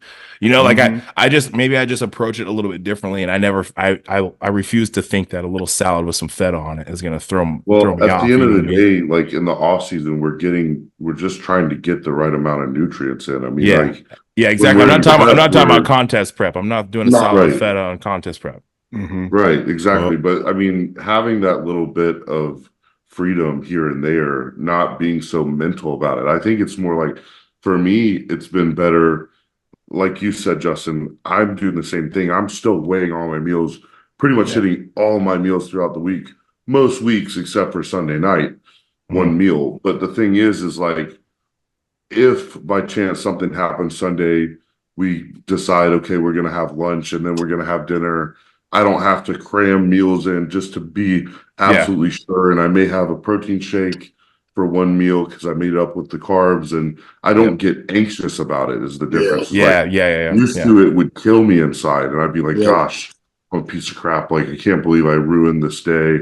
My week is shot. I'm not even a bodybuilder now. Whereas nowadays, like, I understand that I'm still getting the nutrients in. I'm still like making progress and reaching my goals while having some balance, because I'm going to look back one day and regret it if I spent however long I'm bodybuilding never having time with my family or my wife or you might not even have a wife because you're so locked in, stuff like that. Right. Damn, bro. Yeah, you gotta go there. All the way. Take it easy, Bubba. Take it easy, Bubba. Or she gonna leave your bum ass. My wife's gonna leave me if I say no to dessert. Take it easy, Bubba. What's going on, man? But I'm saying, like, you also might just like, sometimes you start a contest prep, you're like, motherfucker, why didn't I go hit that breakfast one last night? Oh, you know what I mean? Like, so like, has it really been 3 months since I had a donut? Why did I do that? Why the fuck did? And sometimes, like, I know all of us, we get into a place in the off season where you're eating so much food that you don't give a fuck. You're like, your wife's like, you want to go get this? I'm like, oh no, not really. I don't care. I gotta, you don't really want anything. It's just like food just becomes a job at that point. You know what I mean? Yeah. But like, and then we start dieting. Then you're going, what the fuck was I thinking? What's wrong with me? Yeah. Hey, So, man, I'm trying to get like y'all, because if y'all know that I ain't say a word this whole time, because I'll be enjoying myself, baby. I'll be enjoying myself a little too much though. But hey, y'all the pros, so like Nick tells me, hey, you gotta buckle down. I'll say in prep, but like for the past, if I'm being honest, for the past 2 years, maybe 3 years, in prep, I'm buckling down for sure. But man, in the past, man, you told me some stories. You're like, man, I'd be in prep, and then I'd be like, fucking feeling flat, and then I just eat a bunch of food. I'm like, dog, you're 2 weeks out, don't do that. Yeah, man. I would have like cheat weekends, bro. I would start Saturday and be like, yeah, I'm still flat. I'm gonna push it to Sunday. I'm gonna do another one Sunday. Sorry, coach. But that's how I did my whole first prep. The first show I did, I coached myself, and I did 4 0 carb days, and then my 5th day was a cheat day. And I would go eat everything. This was 2015. It was a long time ago. But I would hit everything I could possibly hit for that whole day, then back to 0 carb. See, how old were you at that point? 19. Yeah, dude. Now you'd have crazy diarrhea if you did that. Yeah, I know. It would not work. Yeah. Yeah, there was a time that I could fuck around like that, but now I'm like, man, I had like one off-plan meal, and I'm Oh, I know. Fucking peeing out of my butt for 2 days. Because back in the day, I was working with Compton, but now I'm like, yo, this is not fair for Compton, because Compton's guys, they come in ripped, right? I'm like, I'm making Compton look bad out here, so I'm not coachable right now. I gotta go find myself. It's not you, it's me, Compton. It's not you, it's me. So I went my own way, figure out how to get in shape my way while having a little fun. And then, I learned how to suffer more. Now I'm going back to Compton, and I'm just gonna follow it. He's not going to give me no cheat meals. I know he won't, which is fine. Dude, I think that was the best you looked, though, man. I thought you managed that prep really well. Thank you, man. Yeah. Still, Beatty, some guys just don't. It just doesn't happen. You may get maybe 1 or 2. I know for North Americans, I got like 2 cheat meals. The whole. I don't get a single cheat meal all prep, bro. Chris hasn't ever given me a cheat meal in prep. Yeah, Matt will keep it. Get them. Matt will keep like an off-plan meal till like 12, maybe 10 weeks out. Like at Nationals, I think it was 10 weeks out. But then it's like just refeeds as you need it. Bro, but the thing is, I've done it with guys where I'm like, there's a weekly cheat meal in, and you're getting in shape. Yeah, we're 7 weeks out. I'm like, but you're still getting in shape. Like you're still responding to everything. But then as you get closer to a show, I just want to have more control, and I just want to be able to have it be a little more predictable. That's the biggest thing. Is I just don't want to throw any curveballs. And I feel like I get to a certain point too during the prep where I don't even want a chance to have that in there, because once I have a chance to have that taste or something, don't turn that on, dude. Yeah. So just block everything out. Once it pops, the fun don't stop. Yeah, I think it's easier to have it out the whole time. I think so. I think it is, but I feel like Justin's body type is like a black guy. He got the black guy metabolism, black guy fullness, roundness, shape. It's something in there, Justin. And can't get my back in shape like a black guy. Basically. the seal skin. So I would bet, Justin, you don't get to eat 9,000 calories like Jordan. I'm like a 1,400 calorie guy all the way to show day, like with a mix of high days. If I need it, yeah. It's like hard to flatten me out, like I'll get fucking drilled. Like it was like 2 hours of cardio and like 1,200 calories or 1,400 calories leading into Chicago for weeks. I was like, fuck. Holy shit. Matt's like, sorry, dude. Like I don't want it, but like but sometimes it's like, I mean, one, you just got to do what you have to do. But Matt's always really good about just like reading, like even I remember sending him a check-in. He was like, I could just see the fatigue on your face. And I look at the check-in, I'm like, all right, this dude's bummed. I need to feed him. Nothing's gonna happen if fatigue is that high, bro. Yeah, for sure. But I mean, it is what it is. Sometimes you just got to fucking push hard, and people listen. Trenbolone and halotestin, it's pretty hard to lose muscle when you're blasting like that. It's pretty preservative of tissue. Quit worrying about it. Just do the fucking work, Yeah. I was gonna have Compton on today as well, right? And there would have been 3 Justins. That would have been crazy, right? But Compton kind of had the mix. He had the black guy roundness, fullness, but he did have the white guy hardness and metabolism. So he was able to just, bro. Yeah, he was able to have everything, bro. He's one of my favorite bodybuilders ever. No question, dude. bro, he's still a freak. He was at Fit Nation Gym, and I'm walking out. I'm thinking it's Joe. I see a back like this. I'm like, oh, it must be Joe. I'm like, motherfucker, it's Compton. Why are you still so big? I thought you was like 220. Dude, and I saw him at the Olympia this year, and we chatted at Kissimmee, and I was just like, you're still so big. Like I felt small. I'm the Olympian. I just felt tiny next to this guy. the guy don't barely works out, bro. The guy he goes fishing, bro. He goes fishing. Yeah. He goes all that for the fishing. He gets the arm pump from the fucking fishing. Mm-hmm. He was made to do it. Question for. Go ahead, buddy. Go ahead. Sorry. Oh, I was gonna transition. So if you're on this topic, you might as well wrap it up. I was gonna ask. Yeah, it was actually gonna transition too because Justin talked about the Olympia, and just as a first, this is your rookie year as a pro, going into the Olympics. I don't want to know about the show, like what happened on stage. You want to talk about as a bodybuilder. Let's not talk about that shit. No. Like backstage and shit. Like, what was the experience for you like? Because like everyone obviously on this podcast, that's the dream, right? To get to the O at some point. So like for you, what was that like? Just like, I don't know, backstage, you're there with Derek and Andrew Jack and Samson and all those guys, Well, it's funny. We were talking about how like backstage, like prejudging, you're not really chatting and talking. It's like you're locked in. This is the first show where I was like, I'm not winning the show. Oh, good. You know what I mean? So I was just kind of like chilling and chatting it up with people. Like there was that group of us where we knew we're like we're not like gonna get in the first call out. Like just it just is what it is. You know what I mean? Like it was it's such a different contest prep because I've never not been in a first call out of a show or won the show.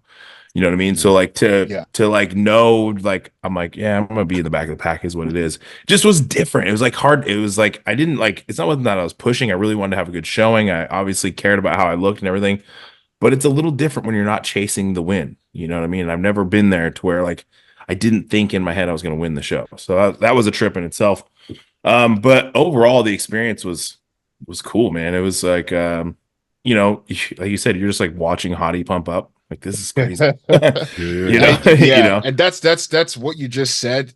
We've talked about it for 3 weeks straight, so I'm not gonna beat it again.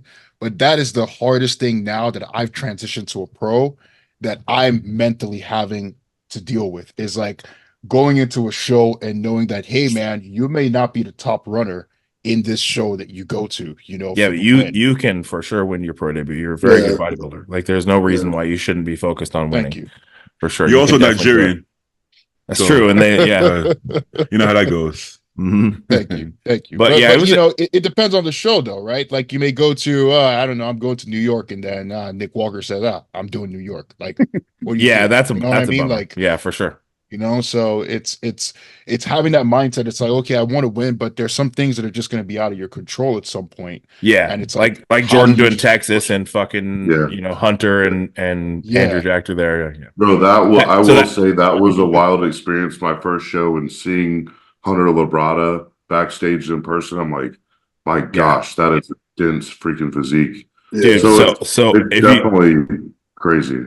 Sorry to interrupt, but you want to talk about the Olympia. So competitor number 1 was Andrew Jack, and then I was competitor number 2. So it's like this fucking 6'2", like incredible, like unbelievable. Like I was standing in line next to him. I was like this. It's wild to see him in person, bro. Yeah, and he walks out, crowd goes fucking crazy. He's like Andrew Jack, and then it's like Justin Shier, and it's like crickets. I'm like fuck, dude. No, that was a trip. But yeah, I was like, y'all did me dirty, dude. You couldn't put me somewhere else, like right in between, right behind Andrew. Like, fuck, dude. That's not right, man. That's not right.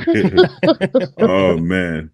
I made a post because it was like, then they filed us to the side, and I have this picture of us like standing side by side, like like look how much bigger this guy is than me.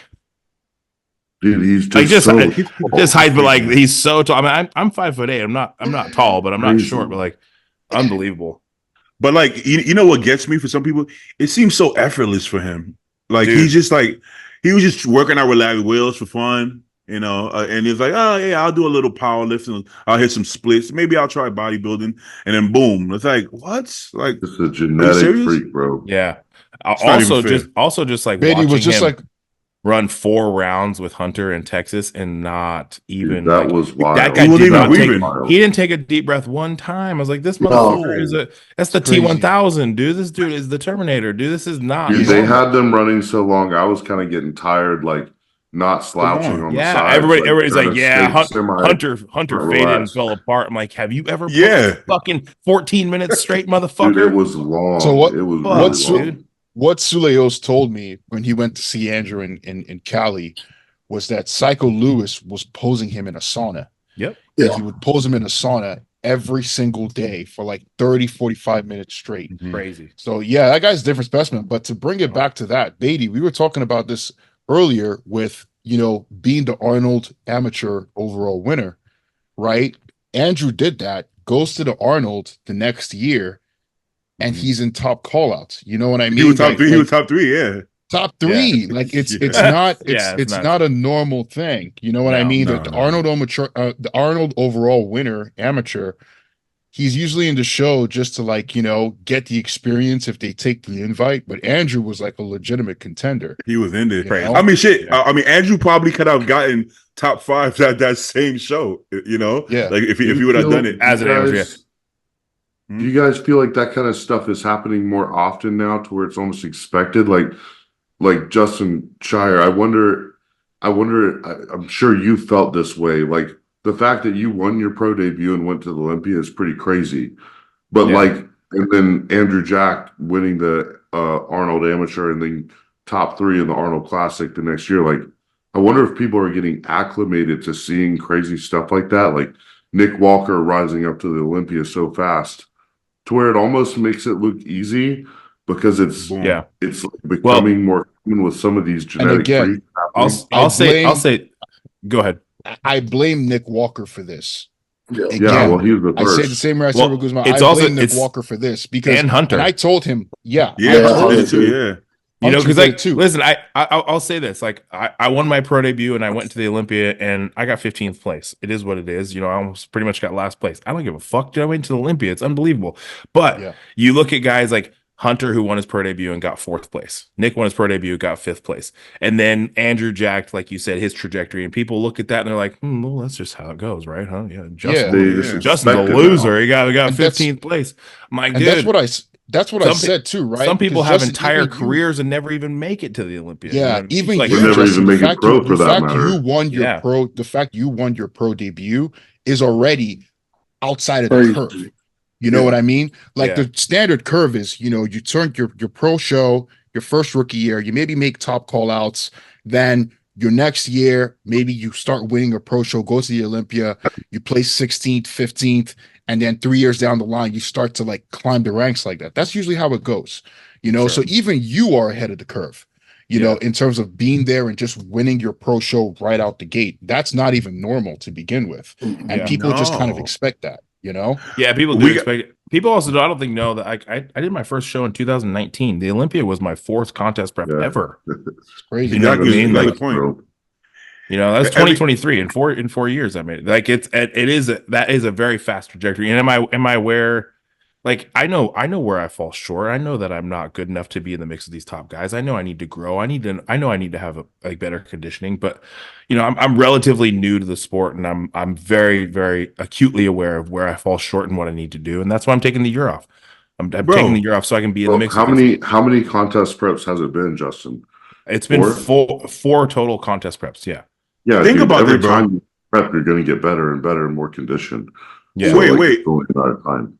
He won a pro show on his 3rd show, bro. Just think about that. I'm on my 3rd USA. Like, just think about that, right? And you know, it's like people show me love. Oh shit, that's great physique. But then Justin wins his first pro show. It's like, oh, okay, cool. Well, I guess it would be my fifth contest prep. I looked at like the Olympia in Chicago all as like one prep, but I didn't. I kind of prepped for Chicago, then I prepped for the Olympia. So I guess 4 and 5. That was my 5th contest prep. But still, yeah. Your fourth show. It's my 4th year competing. Yeah. Well, your 4th show, you won a pro show. Yeah. Most people's fourth show, they're trying to win the overall at a local show. And I'm not, Right. we're talking about good bodybuilders. You know what I'm saying? So it's like, Yeah. if you really look at it, it's like, it's beyond incredible. That's like 1%ers, you know. But I think we're starting to get numb to it. That we're like, we expect it to happen, but Well, it's just you see so many guys like that, like Rubiel came on the scene. You're like, I'm not what Rubiel is. You know what I mean? Like these guys are that guy's nuts. You know, and then you have like certain phenoms like you see the internet talking shit about a guy like Good Vito. People are like, yeah, he sucks. I'm like, do you fucking see this kid? He's insane. Like, he looks good. Like there's pictures of him, and then you read the comments. Everybody's like trashing him because he didn't get in shape. His back sucks. I'm like, dude, this kid's fucking bananas, and he's an amateur. Right. You know? Yeah. But do you consider those guys? Do you consider those guys a lot of times? Because me personally, I don't really consider them amateurs per se. Because Rubiel, Vito, Rizzo, they all came from the elite. These guys elite don't count. Yeah. They were competing in the elite, so they have some kind of stage experience already. Mm-hmm. You know what I mean? So I don't always call them, because I know like Chris Cormier on the Old School Podcast, he's always like, "Oh, this was Rubiel's, second contest prep." No, it wasn't. It may be in the IFPB, but it wasn't the second contest prep, bro. Yeah, like, I've been seeing photos of that fool's big ass neck for fucking like it. Yeah, you know. That's for real. Yeah, facts. Yeah, that's true. And on top of that too, and same with us, Andrew. Like Andrew is like, he's new, but like motherfucker had been huge as fuck. Yeah, that's what I'm saying. Like some of these guys have been in the gym for years and years, and it's just like the first or second time they've graced the stage, but like they've been training for 10 years or whatever. 2018, I was 185 pounds and completely natural. Yeah, that's nuts. You know, that's insane. I mean, 2018, I was already jacked in 2018, and look at me now. I'm still an amateur. I mean, I feel like like things have aligned really well for me, and I was able to have a swift trajectory, and like, maybe I didn't show up at the most stacked show, and I was able to win. Like something like things line up. Like if I showed up and did my pro debut at Texas, I wouldn't have won my pro debut. I wouldn't have been an Olympian. I totally fully understand that. But Justin, to me, bodybuilding is also a game of strategy at this level. It is. It has to be. I could have played that strategy better. Yeah, you can't say I'm going to start my pro debut and I'm going to go do it at, I don't know, the Arnold or some shit. It's my pro debut.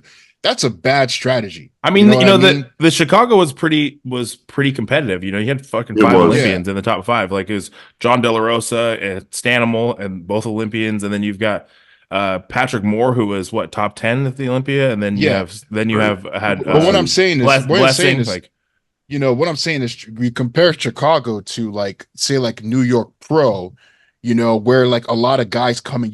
We all know we're all competitors. We look at certain shows during the year, and we look at where a lot of top competitors will go. It's either maybe there's more prize money there, or it fits the schedule perfectly, or it's in a good geographical location where people go there to go compete, right? So it's part of the strategy of competing, especially as a new pro. And honestly, Justin, I think you played the game perfectly well. There's honestly no shame in that. There's no shame in that. I mean, my goal was actually to do the New York Pro. My plan was to debut at the New York Pro, and it just didn't work out. I had some life stuff, family stuff that just prevented me from starting my contest prep. But then, I jumped into Chicago and it worked out awesome.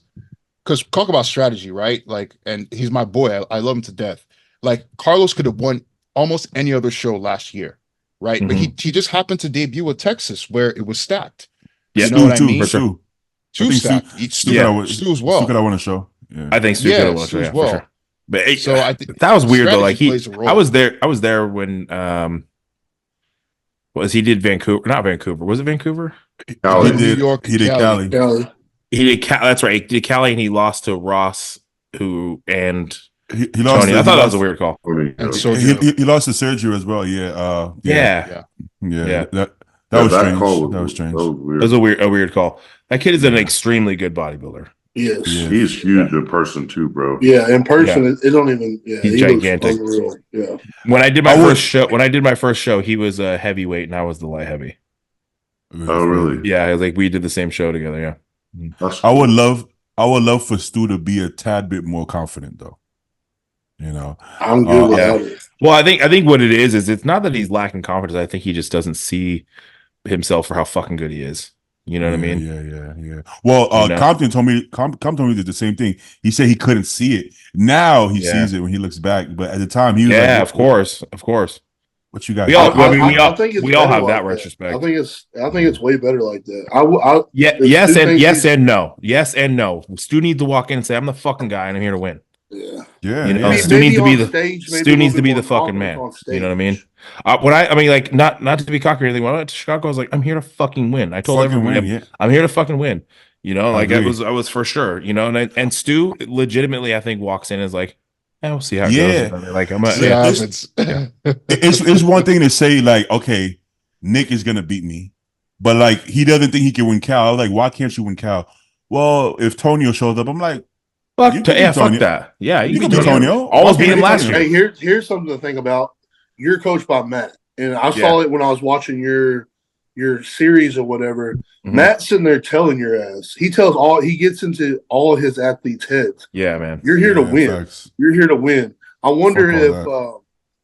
who is he coaching? Blue. Blue. I wonder Blue. if Blue is any in that mental game. Yeah, I will say, big Matt is big on the mental game, and Matt's not blowing smoke up anybody's ass.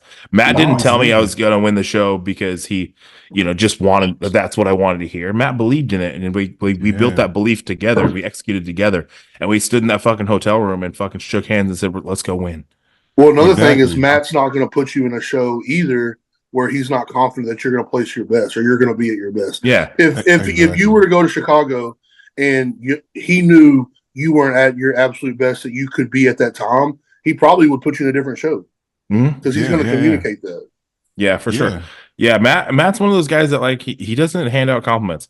No. If I pose in front of Matt and he's like, "Dude, you look sick," I'm like, "All right, cool, I look good." I've Like, gotten I can two believe that. compliments from Matt my whole fucking little journey. Yeah. That's it. Because a lot of my shit goes to Matt from like Ty being coached by him and stuff like that. So Sure. I've had a lot of feedback from Matt, and only two of them been good. Put it that way. Yeah, he doesn't blow smoke, dude. No. Listen, Sure. man, Nick is not doing Cal. I don't see why Stu should not win Cal. I'm being No, honest. Of course. Tonio has a crazy physique, obviously. when is the Cali Pro? Is it June? It's like a week after, isn't it? Week after. I thought it was 2 weeks after, but yeah. I think 2 weeks. I want to say 2 weeks. Yeah. But don't quote me. What do I know? I don't know shit. You're an amateur, dude. Yeah, come on. What else I got about a pro stage? Uh, I did Cal last year though. It was 9 weeks before the USA, so I don't know, whatever the fuck that is. Yeah. But, No, I think Stu belonged on the Olympia stage last year, as far as I'm concerned. Yeah, Like, I think 100%. he should have been up there, man. he's incredible. Nah, He is fucking definitely good. does. And he is one of those guys that you're like, what the fuck is it? This dude is so big when you see him in person. His fucking head's like this big. His fucking His hands, head's got, like, huge. his fingers are like the size of fucking dicks, dude. Just like these fucking Yeah. crazy dick fingers, and like he's just like such a little mutant, dude. He just looks like such a He's a fucking. massive He person. looks like such a science project, dude. Such Him- a science him- project, but such a good dude though. Yeah, he's Yeah, the man. Really He's the genuine. shit. Yeah, he's the shit. Him and Nick compete at the same weight. Granted, he's like an inch taller than Nick, but we're talking about Nick here. So that tells you how he just has a bigger head. He has a bigger head than Nick, right? So it looks Yeah, different for on sure. his body. But- Yeah, I think Nick is like that makes a low difference, bro. 260s. It makes a difference in how big you look by yourself, how Yeah. big your head is. It really Oh yeah, does. dude. Yeah, the afro did wasn't helping Stu last year. He- shaved he's that gonna bring shit it back though. Yeah, he All should. right, He should. Let's get to the questions. I think been on for a minute now. Bitey, before, do you want to bring up the guest posing in Pittsburgh? I feel like we should cover that a little bit. Oh, that Rami is doing it. Yeah. Is he doing it? I didn't Yeah, know bring that. up, bring up Gary Udit's page and Pittsburgh Pro. Well, he said he was doing it last time. He didn't show up. So some tells me He's he's on the gonna show up post. He's this on the time. poster, bro. You better show up. Something tells me he should definitely show up this time. He said Gary Udit. Yeah. Because if Rami don't show up this time, there's no telling what's gonna happen to him at this point. You got to show. Okay, Yep, right there. Middle. Right here. Yep. Oh, yeah, look at Rami. Okay, so all right, Big Rami, the ball's in your court. If you want to Well, continue that's gonna be a career. good ass guest posing. That's gonna be Yeah. awesome. Yeah. Oh yeah. I would Oh, go yeah. to this show just to watch that guest posing. Oh, Yeah, for for sure. sure. Yeah. I'm thinking about it. I'm not gonna lie. I'm thinking about it. I might pull up. They I didn't might even pull up they here. didn't even ask me if I wanted to guest post. They didn't ask you? No, Damn Come it, on, Justin. man. I know. Come on. You gotta ask. You Maybe gotta they get so didn't see excited. my training videos. They saw my gut. They're like, he's not ready. Well, you gotta respect that too, because I'll be honest, man. If you hit me up, 12 weeks after the show, I can't promise you you're gonna get a fucking show from me. No. Come on, And to I'm keep that thinking condition. if Andrew is going to be in the US at this time, like how far is this show from Texas? Because he's probably going to be doing a show if he's going to be in the Ah, US. fuck. He's got to At the qualify same- again for doesn't he? Because he Yeah. was 5th, but now it's Yeah. only Yeah. top 3. Yeah, shit. Yeah, so Yeah, I'm he's the thinking, only like, one that has to re-qualify for the top 5. yeah, out of Yeah. Oh, and yeah. Because Hunter, fourth maybe was Hunter, too. Brandon. Yeah, Yeah. he Yeah. got 7th or 6th. Yeah. Yeah. Well, good luck to Andrew trying to qualify for the fucking Olympia. Yeah, good luck. Oh shit, I don't know about that one. But Between him having to re-qualify and Samson doing so many shows, it's He's gonna fucking make up. this next year more competitive, bro. Yeah, Yeah. for sure. It's been stacked, And there's man. no These- point these- system either. and These you years have have been stacked. and if we have Nick doing New York, you're gonna take that. Now Tonio moved on. Tonio's gonna take another spot. Stu's gonna take a spot. Next Zilla's gonna take a spot. Who Yeah. else we got? We got Hunter. Hunter, we got Carlos, we got Andrew. Motherfuckers is just taking spots at this point. So it's gonna be like Ken said, you gotta at this point you gotta pick some if you want to qualify, you gotta pick your shows wisely. I'm glad I'm sitting this year out. I'm chilling. I'm just gonna watch. I'm not mad at all, dude. I'm coming for some heads, bro. Yeah. Good. Jordan is big, yo. Jordan, this is the big, and Jordan usually Yeah. looks like he grows into the show. So if he's this big now, I don't know Yeah. what. Yeah, I the fuck can he's eat gonna do. into a show. I don't know what it is, but I can eat pretty high and get pretty peeled going into a show. So nothing comes off. I usually add a little bit. You do. You're definitely one of the guys that, like, meeting you in person, I was like, wow, you're a lot bigger than I realized. It's my head, bro. My head's really big, so I don't look as big by myself. And or you in and listen, pictures. and you also just, like, I mean, no offense or anything, you don't have like super streamlined, like the bells and whistles and Right. flowing. So, like, Showy. you're just yeah. like, it's big. You're just a big motherfucker, and you have to be big. That's gonna be your strength. You know what I mean? right. Jordan- You gotta be, you gotta be, Jordan has to be- you gotta be big. You gotta be Once I peeled. come to the end, my waist comes in a lot. Yeah, yeah. It does, for it sure. does. yeah. Season especially, I don't have like this tiny little waist. I don't have like big bubbly muscles, but Yeah. it really changes a lot once I'm close to the show. My physique looks entirely I was different. I was really impressed with how you looked at Texas, man. I thought you looked fucking awesome. Thank Yeah. you, bro. Appreciate Yeah, that. and I don't at all say that to say anything disparaging about your physique. I just mean, like, you're just one of the fucking. You got to be a big white guy. You know? No, what I I mean? get. I agree. Yeah, I know. I don't. Yeah, I mean, most of us white guys don't have that big bubbly muscle, anyways. It's just the way it is. Yeah. Yeah. Like we have to just get big. That's why I had to hit 300. He also has like a real uniqueness to his physique.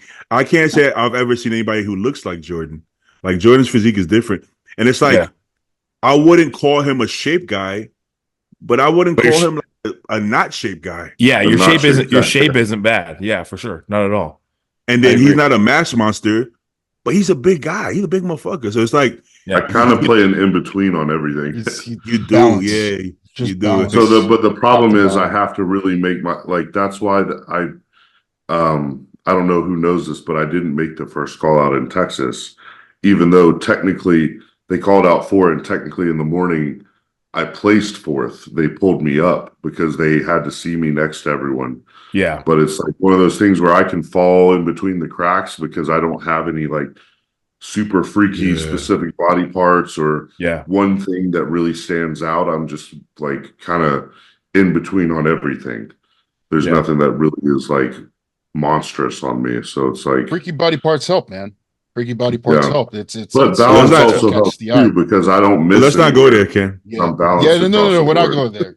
We're not We're going there. not I'm just going saying, there like, because that was a long yeah. that was a long topic last yeah, time. but just like what Jordan's saying, right? Like you look at Jordan's physique, like he's so streamlined, he's so balanced, he looks good, but then it's almost like Jordan, and I mean this just like same as Justin, you almost look athletic, you know, standing on your own, and then you put you next to someone. That's Damn. No. What I mean Basketball is like, player. He's a basketball But player. it's true. Once No. I see stage shots of me next to people, it's different. for sure. Way yeah, different he's than me like by myself. massive, right? He's like massive right next to people, but standing on his own, he's just perfectly balanced. So it's just like, wow, this is like Almost a like really the beautiful it's like this physique. the Kuklo effect, right? Because like Kuklo Yeah. had like everything is balanced. He didn't have anything stand out. So like it was just like Yeah. everything was really good. So it just like it almost blends in. You know what I mean? Yeah. Yeah. Where like you don't have that one thing, you know, like if I didn't have that small waist and pull up in the front double, like maybe you wouldn't be able to like I don't know, just maybe it wouldn't stand out as much. You know what I mean? Like Yeah. You got big just ass need- arms too, though. I have good He arms. does, yeah. Mhm. Yeah. Basically, Ken is saying Jordan looks like an oversized baseball player or hockey player or something. Nah, dude, until I step on stage. I think it's just that I don't get like as much of the hype because I don't have one of those physiques that on social media people are like, oh my gosh, this guy's a freak show. Because I Yeah. think you have to see me in person to realize like, Yeah, for okay, sure. this is really a Yeah. big physique. Like I said, it's like I know that's the case. That's not news to me. I know that like I don't photograph as big. It's just the way it is. Mhm. But Yeah. play that to my advantage, the dark horse, I guess, you know? Mm-hmm. You're also very like even killed. Go talk some shit. Go out there and stir some shit up. Fuck you guys. I'm coming to beat all you Yeah, guys. I'm not good at stirring stuff up. Yeah. I think Jordan, I think you're going to win a show this year, though. Like, I think so. I'm you guys are in confident. the running. You know, all you guys, all of you guys are in the running. Are you? know What do I you? mean? Do you have a show picked out right now, Jordan? Yeah, I may be taking your spot this year, bro. Yeah, Chicago. Yeah, good. Good choice. That's what it's Good looking like, choice. bro. Yeah. Right on. I like I'm that. really excited. We're about to start prep soon. So Good. we're in a really, really good spot. Fuck yeah, man. Well, I'm excited for you, dude. Ken said good choice. What you mean by that, Ken? What do you mean? Why you say good choice? Yeah. No. I just mean like Seen some shitty bodybuilders win that show, dude. No, Nicely done. No. I'm just Nice Listen, strategy. guys, listen, let me just put it on the record here. Jordan, Justin, these guys are better bodybuilders than me. So listen, I'm just saying it from a strategic standpoint. You know, Okay. I just think like there's no point going to a New York Pro or going to Arnold. Brazil. Damn. Okay. You know what I mean? Okay. This fool acts like I went and won my pro card at like the Costa Rica fucking pro bowl. Yeah, right. Well, here's the thing though, too. Here's the thing though. One thing though is Puerto Rico. Chicago, Tampa, and Texas are the last 3 US shows to qualify. Yeah, that's true. And everything else is overseas. So I wouldn't say Chicago is going to necessarily be that much easier because it's like if you don't win Chicago, you only got 2 more shots, and that's Tampa and Texas. Unless Yeah, you're it's going gonna be overseas fucking to slammed, Italy yeah, or something. Yeah. Yeah, I mean, so where's your strategy now, homie? I'm expecting it to be competitive, you know. Don't worry, you guys are gonna be fine, man. Don't worry, Jordan. Don't worry about Yeah. it. It's gonna be okay, Jordan. Yeah, you'll be all right. Damn. Cool. Pick an easy Guys- show. That's good. Yeah, That's good. yeah. I like it. I like that move, Jordan. I like it. All right, let's get to these questions. Before we get in, since y'all wasn't on last podcast, sex before or after the gym, also before or after you shower. Me and Nick like it. We like it a little spicy down there. We don't mind a little spice. After the gym, I before the show. Both. Huh? I don't need Both? to. I mean, After everything, You got to be clean, showered up. typically. I mean, If I don't know. I don't listen, smell bad or anything. If I'm gonna shove my dick in my wife's face, I usually prefer it's clean, but Yeah. I don't really care. But also, if I'm gonna lick my wife's butthole, I also like it clean as well. So- Yeah. See? I guess it yeah, depends on what if you're you're doing. just talking, if you're just talking clean, just just sex, just intercourse, penetration, No, I don't care, man. don't care. I Don't care.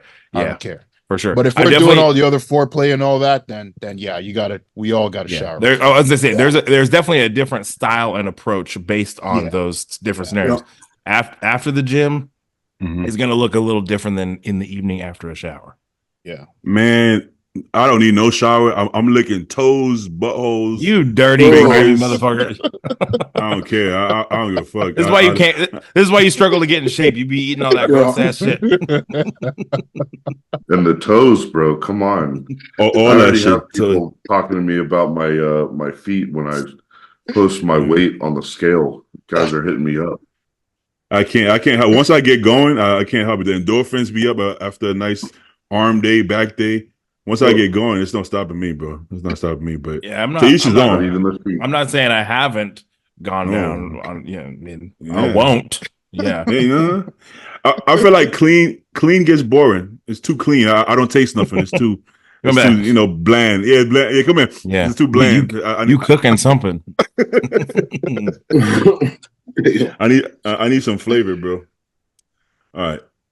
In your opinion, what is the most important variable in bodybuilding to make the most progress? Drugs. It's definitely drugs. Definitely. Solely and nothing else. Huh. Consistency. I mean, yeah, that's it. Yes. Yeah, definitely Yes. consistency. That's the biggest thing. Consistency But over I will- time. I will say one Right, thing with the that's key. been heavily overlooked, I think, which is shifting in the culture, is training. I think a lot of people haven't given enough effort into their training and managing things like that. Obviously, food was paramount, everything, but I feel like if you're gonna pick one that, like, most of my guys that come to me, like, y'all motherfuckers have no idea how to train. No. Agreed. No. You know, I will say though, like for me, my missing link was 100% my sleep. Like yeah, from day one, I trained like a maniac. Even when I didn't really know how to train well, I trained like an absolute animal Hard, with just yeah. intensity from day one. And I was always pretty consistent with my food for years, but I was always just slacking on the sleep. I'd be like, I'll watch another episode. I'll sit up on my phone. I'll do whatever until probably 2 years ago. I was I became more disciplined with it, and everything changed. Getting in shape for shows changed. yeah. Growing off season changed everything. So, like, I agree. Probably number one is what Justin said. People don't train hard enough, but also a lot of people I know, they just don't sleep. I don't get no sleep, bro. No sleep. Amateur. That's why I don't come to shape. Yeah, Listen, bro. but as you can tell, you cannot just pick one. It's not like a one thing. Like, Yeah. you need to be consistent in all aspects. You need to train. You need to train hard. You need to train effectively. You need to eat, and you need to eat enough to grow. And you need to make sure you're sleeping and prioritizing your recovery. Like, there's so many aspects that all need to be in line. That, like, literally one without the other means nothing. You can Nothing, train yeah. perfectly and train fucking hard, and then go home and eat like an asshole and not make any improvement. You can fucking train your ass off and then not sleep and not recover and not make any improvement. You can take all the fucking drugs in the world and not have an adequate diet to facilitate progress, Right. and you're not going to progress. So it's like these things there is no one. Most. It has to Yeah. be. I think it has to be everything. I'm with Wyatt, because I think consistency, because you can have all those things too, and you do it for 1 week and go back Do it to consistently. fuck all. Yeah. And if Yeah. you're not doing it Right. consistently, it's fuck all too. So I think everything most- comes into play. There's not one. And how many Most guys do we people know just that be aren't like pacing enough. running hard cycles, and they're like, you just literally don't even look like you train. Most people, Oh, yeah. dude, Most people. everybody- at the Crazy. gym. It's crazy. I mean, Most every people in the gym you gym. go to, there's people on gear, and they'll tell you what. I'm like, Yeah. first of all, they're going to ask you what you're taking, and then if you tell them, they're like, "That's it." And I'm like, "What do you mean that's it?" They're like, "Oh, I'm on this. I'm on this. I'm on this. I'm on this. I'm on this." And I'm like, It's "You scary, are on bro. that. You better check and make sure your shit's real, because you do not look like you're on anything." Right. And they're like, it's terrible out here." Yeah, usually the dead giveaway is their fucking pimply shoulders and Yep. jaundicey looking yellow face. You're like, oh my god, Like, bro, dude. you can't wear a tank top in here for sure, because that's Yeah. just terrible. No. That That question to 150 me. milligrams of Anadrol isn't doing you any well, buddy. Yeah. That question to me is like, hey, what's more important, breathing, eating, or drinking water? Like, you need all you got to do all three, or you're gonna die, right? So it's like you can't necessarily stress one more than the other, you know. Or some people say, well, diet is 90%. It's like, well, bro, you still have to train, so it doesn't really, you know. So you got to be perfect at everything. You know what I'm saying? I mean, The problem is that drugs really do hide mistakes, because you can have a guy that with a shitty diet that doesn't train that hard, that takes drugs, that might improve more than a guy who eats perfectly, trains hard, and is natural. Hate to say that, you know what I mean? So like, sometimes you see these outliers, you're like, well, this guy trains like a dumbass, he eats like shit, but he looks awesome. But he's taking gear and has Who are you great talking about? genetics. Nobody. Oh, okay. Just You're gonna make say this it. podcast Whoa, take it easy, bro. Take Drop the name. But it happens, I- you know what I mean? And then sometimes Yeah. sometimes people are too fucking perfect where I'm like, I need you to loosen up. You know what I mean? Like sometimes like the rigidity of your system is holding you back. You know, like you see that with some people's training. They're like, yeah, I actually like to train like you. And I'm like, well, you know, You're not really training like me. yeah, like I appreciate you're doing like a 14-second negative on a pull down with 30 pounds on the stack, but that's not really what I'm doing. You know, like sometimes people get honed in and try to be too perfect, and sometimes, you know, dialing back and just being a little looser in your approach can actually be beneficial. I'm like, Yeah, Justin's when I over look- here. Justin's over here T-bar rowing 5 plates with perfect form. Yeah, right. When you're doing it with 1 plate, it's a different deal. It's a different thing. Totally It's a different different. thing. The way I look at it too is like, for whoever asked this question, look at the pros, like the top pros, right? Or just most pros in general. What's the one thing, dude? We do this shit year round. Even Every if it's day. not at 100%, you're doing it year round, consistently, every single For day, 10 checking all years. the boxes. You know, You okay, know- I'm gonna play the devil advocate here. Don't look at the top pros. Sometimes looking at the No. top pros Yeah. can be Yeah. the biggest fucking mistake. Yeah, I mean, look what Kevin Lebroni did, dude. He didn't even train half the year. Like, no, Right. don't pay attention to what some of these pros Dude, do. Ronnie it's Coleman. like, Ronnie Yeah. Coleman T-bar rode fucking 10th place with Yeah, bad oh, form. but it worked for Branch, dude. Yeah, it worked for Branch. It's not gonna work for you. It's not gonna work for you. You know what I mean? Like maybe pay Yeah. attention to the guy in your gym who looked like shit and actually had trained for 5 years and like started implementing some things and improved. Like you can look and draw inspiration from people, and you Yeah. can watch what some of these higher like elite guys are doing. But for the most part, just because it's working for these elite guys does not mean it's going to work for you. Yeah. In fact, sometimes it's the exact opposite. Like, there's I a- would say take there's- a pool of people and look at what they're doing, right? So instead of taking one off, just take a pool of people. So Yeah. a bunch of people. yeah, But you I get, Justin, like, you're right. You know, look at maybe Nick, not like, the top wa- pro, but just watch pros in Nick, but like general. Nick, watch Right? Nick train. Yeah, of course. Yeah, Like Nick is executing perfectly in the gym, perfectly in his diet. Nick doesn't miss. Nick is, as far as I'm concerned, when it comes to a bodybuilder, Nick is the best bodybuilder in the world. You know what I mean? Like how he approaches. Yeah. If Nick had the genetic and the structures of some of these other guys, like it'd just be you wouldn't have a fucking chance. I have to You know, agree. you know what I mean?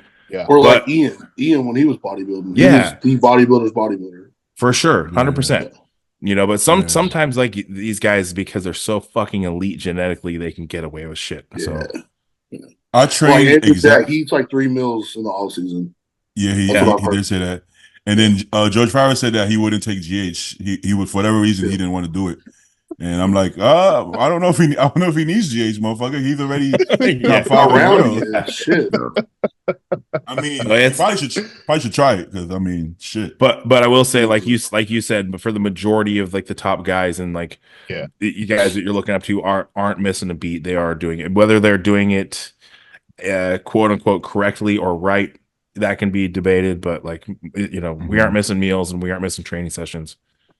I think that's also why I know people talk about the 90s a lot, but that's also why 90s and 2000s you would see the top guys were so fucking good, but they were so far ahead of the top 6 was so far ahead of like 7 through 20. Whereas nowadays, motherfuckers getting 15th place look really fucking good. Pretty close. Tell me about it, dude. I did it. What- 15th wasn't bad. I'm saying, and you No, look yeah. at how much, like we talk about all these shows where you got this guy and this guy. There's so much talent across the board, but it's not okay. Even Derek isn't winning by the mile. Phil and Ronnie were winning. He's Right. winning like barely because everybody's so close. Because the training we have now, it's more conducive to the guys who don't have genetics like Ronnie and Kevin being good. That's why you take a Nick. If Nick was training like Branch, Nick might not turn pro. You know what I'm saying? Or he might not be a top pro, but because Nick figured out how to get the most from his body, or you, Justin, how to get the most of it from your body and not relying on swinging around weights and genetics, you see more people becoming good bodybuilders rather than the best in the world just being the best and everybody else just being not very good. There's just You know? It's a lot more accessible data out Yeah, there. You know that's what what I mean? was Like, just there's, about to say. so much information. You Knowledge. You have no excuse to not be on top of your game when you can type your favorite pro bodybuilder and say, fuck this guy, back day. And then you can watch everything he does. He's going to tell you exactly how he did it. And you're probably going to get to follow his ass home into his kitchen and watch him eat a meal. And then you can watch like 45 of those fucking videos and assess every single one. You know, you can watch a podcast like this. You can log in with your headphones in and a notepad and listen to 20 different podcasts in a day and learn fucking a ton. Exactly. You know, you watch that. I'm sorry. No, I'm all good. I was gonna say, you watch Nasser. Okay, he loses to Dorian because his back wasn't good enough. But go watch Nasser train back. He wasn't training back. He was doing fucking this and training traps and rowing 5 plates, but he's not training back. If that was now and somebody sat with him, Justin, and puts him on a machine and has him use his lat and use it, he might actually had a back good enough. Not as good as Dorian, but good enough to probably beat Dorian on everything else and still get the back. But at that time, they didn't have that accessible knowledge. He was just like, Ronnie has a big back. He trains this way. Let me train like Ronnie. But it didn't work for that. It didn't work for Nasser, you know, at least not for his back. So you take somebody like Nasser in today's technology, shit, he beats everybody, you know. But back then, they just possible. Yeah, you know, yeah. Did Ken? Were you about to add something to that, Ken? How did we get on this? What were we even talking about? Oh yeah, we're talking about what part is most important in bodybuilding. Yeah. We just I think it's just a puzzle, and a puzzle is never complete if it's not all the pieces are there. Like it doesn't matter which piece is missing; it'll never be complete. You got to have all your pieces for that puzzle for it to be complete. And some fucking genetically crazy gifted fuckface is not going to have all the puzzle pieces that you do. Well, the person asking the question is not the genetic freak. That's why he's asking the question. He's not Randy Coleman. Otherwise, it wouldn't be asked. For sure. It's Andrew Jack that left the question. Yeah. Okay. Buddy, please help me. How did we go from that question to Nasser losing to Dorian? Because he wouldn't train his back correctly. Yeah. Oh yeah. Dumbass. I think this is why we only answer like 2-3 questions, because I think we dive way too deep into go off on a rabbit trail. It is what it is. That's what people watch it for. That's true. Least favorite sex position. Depends on the girl, right? Depends who you fucking. Yeah. A nice pair of titties, missionaries, just fine. Hey, listen. You know what I mean? I like missionary. I you do got too. a cute face, missionary. cute face, but it's intimate. If I gotta like you. If I like it can be intimate, but also be a bit aggressive. You can lean in, have a little choke. Yeah, got a little. You know what I mean? A little head, grab the back of the head a little bit, pull it closer. Mm-hmm. Got a small head. Yeah. But then missionary. I'm an equal opportunist guy. I'm gonna hit you from behind. I'm gonna. Talk that talk, Justin. Talk that talk. Nah, I'm married. My wife, she's in the next room. She doesn't. I was going to say the same here, bro. who else married? I've got. Oh damn. Yeah. It depends on who you're with, bro. I'm all acting like that. But generally, what would be it's hard to say least because there's a lot of positions. Well, sex is sex. I mean, it's kind of hard to have a bad position unless she's riding you or something like that, and she's not good at it. It's like bitches fuck off. Yeah. I think there's some positions that are more difficult though, like side. Like have you like a side position, for example? Like the one where like y'all are both sleeping, you gotta sneak it in from the side. Yeah, like a side position. That's tough, man. I actually like that one. I don't know what the fuck you're talking about, dude. No, I like that. I like that low key wake up and just just like humping on the side. You know, it's real low key, not much effort. I think it's always better when she helps you a little bit. She kind of like rolls. I always make sure I pull the pillow down, something like this. Yeah. If you have like a petite girl, I think you can pull off more positions. Yeah, you got them deep cheeks to penetrate. Yeah, you can't get that. You gotta be equipped. You know what I mean? Sometimes they test you. Yeah, it's whatever you're working with. I guess. Oh man, I can't say least favorite position, but favorite. Well, you said you didn't like anything in the shower, so that's probably your least favorite position. Yeah, I can't get. I actually have that grip shit on the floor that Wyatt was talking about, but I still can't get a good grip. It's too much. I can't get the kind of grip I'm trying to get. Shower isn't for me. The water gets in my face. My hair gets wet. You know, my hair gets wet and my hair is in my face, and I'm fucking. It's a mess, bro. It's not. I don't really like the shower thing. Well, there's probably prep positions and there's off season positions too. Because some shit you ain't doing in the off season. Yeah. I was gonna say, like, I'll leave it at this for me. It's just whatever I don't get an ab cramp with. Yeah. I like that. But you see, even though I don't like it in the shower, I like it in the bathroom, right? So let's say she's showering, right? Maybe you have like dark curtains, she can't see you, and you just walk in the bathroom, you shut the door, and you watch it a little bit, and she comes out and she's surprised. Oh, and you just standing there like ready. You're like, okay. See, that's not what I was thinking. I was like, he's thinking thinking of Blumpkin, and he's like, "Well, you taking a poop?" No, fuck that. That's no. And you kind of just waiting there for her to come out the shower. Once you come out the shower, you could do it right there in the bathroom, you know, with the mirrors all. Wait out of the shower, you got your chloroform, and then you grab her around the neck. Is this one of those cases where you're trying to teach her a lesson? Is that what? Yeah, come on, man. Yeah, I'm wearing my mask. She can't see me. I'm in the corner. I got my weapon. See, you know what I'm saying? She been mouthing off all week. See, Bodies is she's been mouthing off for a couple weeks, and he took his 10 milligrams of Cialis before the gym. Come on. Why? No, I'm ready to go. You know, you sweep the legs, you pin her down, and you get to go. She's not gonna talk shit for a good week, max minimum week. She's not talking back. Minimum. She making you breakfast next morning. All right.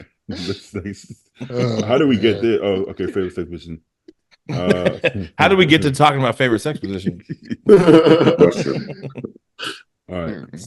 Hardest part about being a pro bodybuilder. Having sex in the shower. That's the no. Putting my socks on. Yeah. I think for me it's mental, honestly. Like we already talked about it, just knowing that not every show I'm going to get into, I can win. Like I don't know about you guys. I know I compete to be my best self or whatever, bring a better package. No, but it's a competition. It's a competition. If I'm competing, I want to win. I'm trying to get there. I got a question. You know, do you guys consider yourself a pro bodybuilder until you've competed in a professional bodybuilding show? That was something I struggle with. People like, you're a pro, but I would be like, kinda.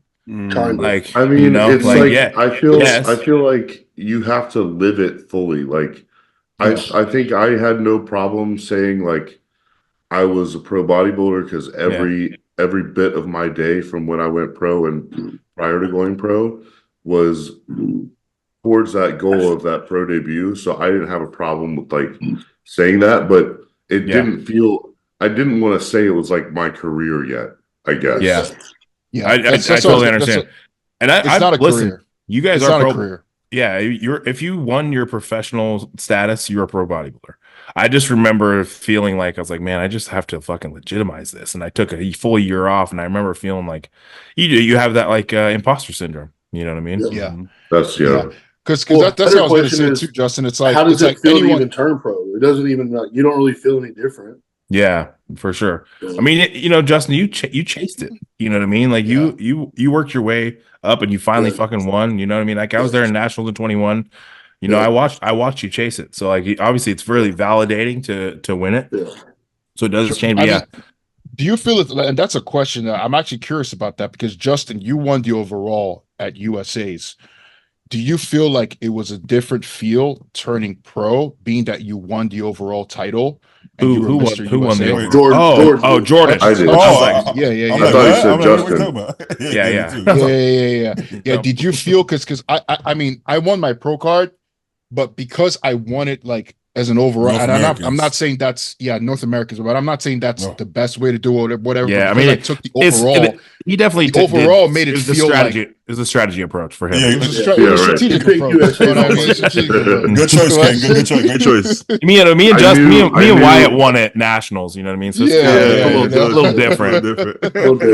In my defense, I beat Jamal in North Americas, and he won his card in the heavyweights and nationals. So that's my defense. But Bodybuilder Okay. math. but what I'm saying is this, Jordan, do you feel like because you took the overall, because that was a question that you just said, Justin, I kind of felt like when I earned my pro card and I won the overall, in that moment I was like, all right, you know what? Like I do feel like I've earned this. You know what I mean? Like the pro card felt like I had earned the pro card. Now to step on a pro stage, that's different. Taking shots at Justin, man. Jeez. No. It's devil's advocate, right? Like, and that's why I want to ask Jordan how he felt, because that was kind of how I felt in that particular moment during that time. Well, yeah, I mean, I've told a lot of people this too. Like that was my first national show, and that was my like I'd done 3 NPC shows prior to that. So damn, I honestly going into that did not expect to go pro. Like that was I didn't know where I stood as a bodybuilder yet. Were you a super? I was a heavyweight. You were heavy. Okay. Just barely made it. I was just under 225. So like strategy. I guess going in there, I just wanted a first call out, bro. I missed what you said, but I said strategy. Sucked right. in heavies. Yeah. Great choice. Great choice. Great choice. I mean, I didn't want to go up against Carlos and Justin at nationals, so I just went. You're damn right. You're damn right. You did it. You didn't want But I will say, You want this smoke? I will say, just like with you, Kennedy, you felt good because Jamal went and did well the next show.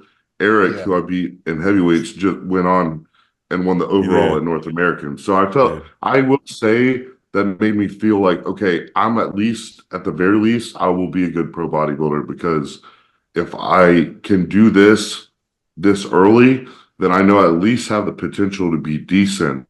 It at least gave me like the realization that like I had the potential. I just had to put the work in, but I didn't feel like I was anywhere remotely close to ready to step on the pro stage. I definitely wasn't. I won my pro card at 211 pounds. I was definitely small.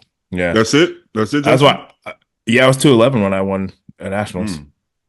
Because you should have made light heavy. I'm surprised because you didn't look 211. Yeah, well, everybody was asking me why I didn't jump into like you could do a 212 show. Like, motherfucker, I would be the smallest and like thinnest 212 guy. Jesus. Yeah. Well, I mean, at Chicago too, you looked heavier than you were at Chicago. I mean, you just look heavier than you are. It's bubbly. It's bubble. Yeah, for sure. That's why and talking about that, I really hope De La Rosa does good at the Arnold, so I can have like that bodybuilding math. Like, okay, he got sick, so I would be fit. We all do it, man. We all do it. No. So basically, I could be a top 5 Arnold class. It's hard not to, bro. At least it helps mentally to say like, okay, I'm at least capable of that. Yeah. I mean, I think, don't get me wrong, I think De La Rosa is much improved than what he was in Chicago. He seems to be. I'm excited to see how the guy does. I mean, I'm a De La Rosa fan. Like I watch. He looks freaky right now. Yeah, I mean, coming up, I was watching De La Rosa competing, and like I always like his front double. I was always like I always saw his front double when I would do my front double. You know what I mean? I feel like and he's a New York guy, so he's from the Akeem, the Juan Morel. Yeah. And for me, the mentality, like his mindset now compared to back then, he's always been quiet and he's always been a nice guy, but he never really showed his personality till recently. And like, I just feel like John, like just the content the stuff I see from him and even the shows that he's doing now, he's like, listen, I just want to be able to set a legacy for, my kid in the future, or I just want to be able to like, when I'm going to end this thing, I want to end it on my terms. And just like the way he just portrays things now, it's not like he's very humble. He's just a really genuine dude, and it's like how can you not root for this guy? Nah, he's a super nice guy, really humble guy. And I remember when I won Chicago, he was like the first to congratulate me and like tell me I was gonna have a good career, and was like, he's a very humble guy. He was not salty at all. Like, you wonder how you'd feel if like the new guy came and beat you and you're like a veteran, you know what I mean? Like I might be pissed. I don't know. Like he thought he was going to win that show. I think a lot of people did, and but he was super humble and polite and respectful. Bro, he's been doing it for a while. I just remembered the first time I met De La Rosa, bro, I was 19, and I'm sure he was already a pro if I knew who he was and if he was that big. So I don't know how long he's been pro, but Shit, I'm 30, so he's been pro since when? At least 10 years, right? Yeah. Same, Or the over same 10 era, years. same era as Akeem and Juan Burrell. You know, they all. Yeah. I think he was Yeah. the last out of the three of them. Yeah. Yeah. He turned When I pro, first think, met 2 years him, after 2 years after Juan, I think. he used to train at Star Fitness in the Bronx, him and Victor. And I remember him, as big as he was, he turns to the side and his front to back thickness was wider than me, like wider than my width. Like this, Yeah. his chest and back were like, and at the time I hadn't seen anything like it. He was just like a ball of muscle with a small waist too, though. Yeah. You know, Yeah. I thought it was incredible, but a really good bodybuilder. Yeah, he is. But then we didn't even ask the question. Hardest part about being a bodybuilder? I think Jordan I said, answered. yeah, I said mentally knowing that I'm not did. going to win. Oh, I did. every show that I compete I at. fucking derailed we that. went. we Yeah, went fuck right shit. straight.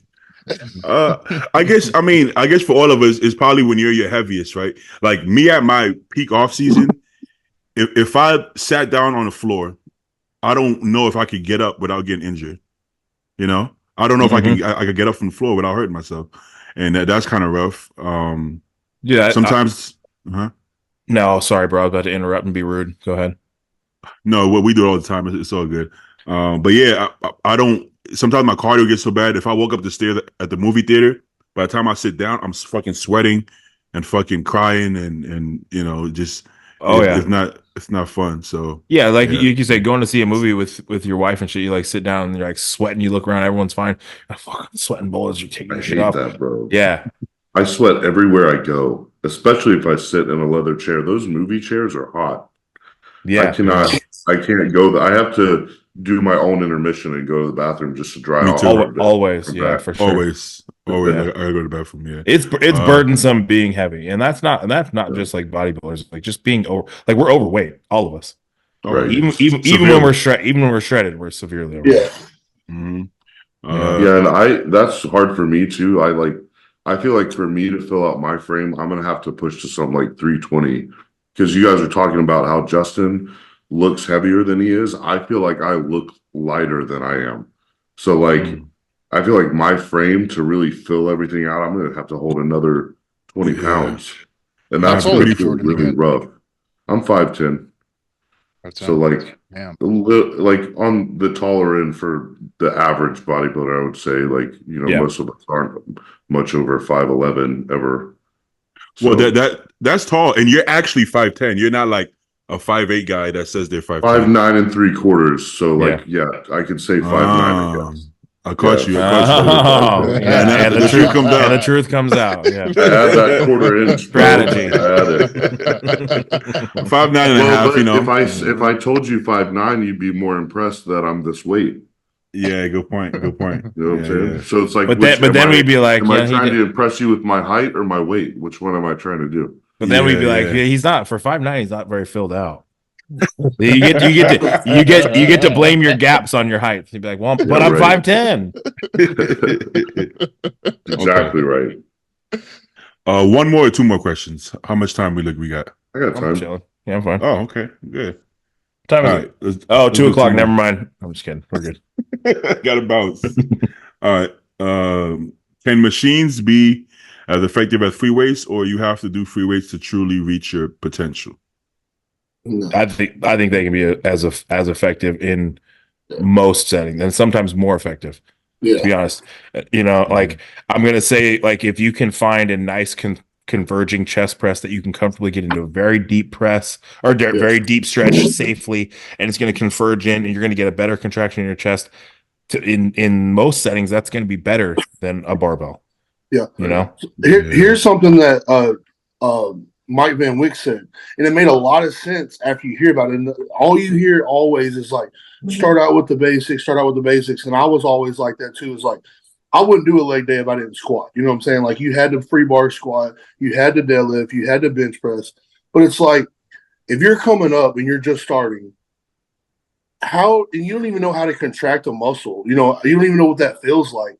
What business do you have then trying to stabilize a bar, trying to do all this to try to, contract your muscles when you don't even know what a contraction feels like? Once you I have start to out agree with with find out what a contraction feels like, and it's 100% safer. You know, you're not going to get hurt probably on a chest press unless you're just doing something crazy. But like, you've always heard start out with the free weight, this and that. And yeah, it helps, like, you know, in sports and stuff like that with stabilizer muscles and everything like that. But realistically, we're not trying to train stabilizer muscles. We're trying to actually train the muscle. So why don't you start with figuring out how to contract the muscle, what works best for you, and then you can slowly progress into, you know, whichever way you actually feel best for yourself. But like starting out, why would you not want to do a leg extension to feel actually what a muscle contraction feels like, or a stimulation like a pump feels like, before you would move into like a squat pattern? Like when he said that, it just clicked with me. It made a lot of sense. Yeah. You know, I've worked with some young. I was just gonna say, I've worked with some younger guys coaching them, and I think the difference is just the intensity factor. So like, some people will go for a machine because it feels easier. They don't have to stabilize as much. They don't have to put forth as much effort. Whereas maybe other people are more inclined to start out with the free weights because they're just an intense person and they just want to train really hard and they love it. But I've seen some of my younger guys, a couple specifically, where they're pushing it hard and intense on like brand new, you know, Arsenal strength or Prime or whatever, really nice equipment that I wouldn't have had 10 years ago when I started out. But they're making incredible changes to their physiques. But it's because they're bringing that same intensity that we would have brought when we were starting out with free weights. I don't think it's necessary to start out with free weights, but it's necessary to start out with that intensity and not use the machines just because they're easier. I think that's the difference for me. So I think intensity is the number one factor for sure. But here's the caveat. I'm actually on the other end. I do think that starting with free weights, I just personally think starting with free weights, I always recommend that for two reasons. One, you know, we're talking about bodybuilding specifically, yes, and we've talked about stabilizers with machines and whatnot. But when you train with free weights as well, you know, like you said, machines, I equate machines sometimes. You can get the contraction, but the effort to get there sometimes may not be as much. And if you don't know how to train, it's almost like you're not learning the fundamentals properly. I don't know how to explain that in a more well, I'm not saying like sense. You and I'm not saying anything against you either, Jordan. I'm just saying let's just say the fundamentals of bodybuilding would be fully lengthening the muscle and fully shortening the muscle, and sometimes you can do that safely and more effectively on a machine than you can a barbell, especially if you're new. And so I think that's what Justin's saying. It's if you've never experienced like knee flexion, where you're like actually burying a squat, getting your knees drove over your toes, feeling that full stretch on your quads, and then feeling that fucking pump, and then you go to a barbell. Most you're not gonna fucking figure that out on a barbell your first time. You're not gonna feel that. You know what I mean? So like, but if you know to search for that with a barbell, then you're like, okay, I understand the mechanics of what I'm looking for here because I felt it in a safe environment, in an effective environment, and then you can carry that over to the barbell maybe more effectively. I think it's never going to not be valuable to get good with the barbell. I think everybody should get good with the barbell. Everybody should get good with dumbbells, free weights. But I agree with Justin where like if maybe if somebody's never done a chest press, like I'll put them on an incline hammer and I think I can guide them on that incline hammer, and then we can go to the dumbbell and they're going to use the dumbbells better because they felt it on the incline hammer machine. And another thing, going back to Kennedy with start with free weights, I think a big caveat to starting with free weights is that kid will learn to respect those weights. That's for sure. More than that's part of what I was going to say. I could probably walk into a gym at 14 and probably put 2 plates on the incline hammer and just press it. But you try to slap on 2 plates on the barbell, you're going to crush your esophagus. You know what I'm saying? So I don't think there's one way of doing it. I just think there's multiple routes to go, and you'll find out what works best for you. But there's got to be both of them. Yeah, it's like this, right? Buddy, before, because I started more from a powerlifting background before I even transitioned to bodybuilding, which I think is great, by the way. I think that's a fucking awesome place to start. You learned the fundamentals, right, of a BSD bench press, squat, deadlift, right, and like you learn the fundamentals of how to train and how to actually gain strength. And when you're starting out, I think I've said this before. I think when you're starting out, strength should be something you should be chasing as well. Probably. You know, I don't even think as you're starting, I think it should always be something always that's be. Yeah. something that you're Yeah. focused on is improvement. Yeah, for sure. Yeah. But Yeah. starting out specifically, every young guy that comes to me like, hey man, what do I do? I'm like, get strong. I want you to just get really fucking strong. And I think that's really the biggest thing that you should be focused on right now. Like you take two kids starting out at 14, 15 years old, and they both come to you, and you tell one of them, go over here and do this incline barbell, go over and do this cable fly, and just see, try to get strong on that. Versus telling this kid, hey, by the time you turn 14 or 15, I want you to be able to do 315 on incline barbell press. Who's probably going to have a bigger chest at the end of like a year? Yeah. It's probably going to be the person trying to get stronger at the incline press. This how I look at it, right? I feel like it's like the question to you have to be carnivore or you have to be vegan, right? It's like why can't you do both? It doesn't have to be the emphasis on one is better. What if I said none is better? What if I said they all work just as well, depending on the person, right? So there's people who can do barbell squats and get huge legs, and there's people who do barbell squats and grow no legs and get huge butts. Exactly, but in the past, I felt like honestly, a couple years ago, I felt like you have to build that foundation for like 5-6 years of free weights. But then I got a few young clients. I had one that I started with when he was 16. And because he's young, he likes the machines because that's what he sees, right? Now, he's not doing like 5 pounds leaning over with the cable. He's just doing heavy hammer strength, heavy Smith squats, heavy hack squats.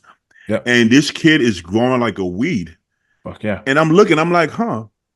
But he never squats. He never deadlift. He never do barbell rows. That's how most of us are doing it. Yeah. And I'm like, maybe we're wrong.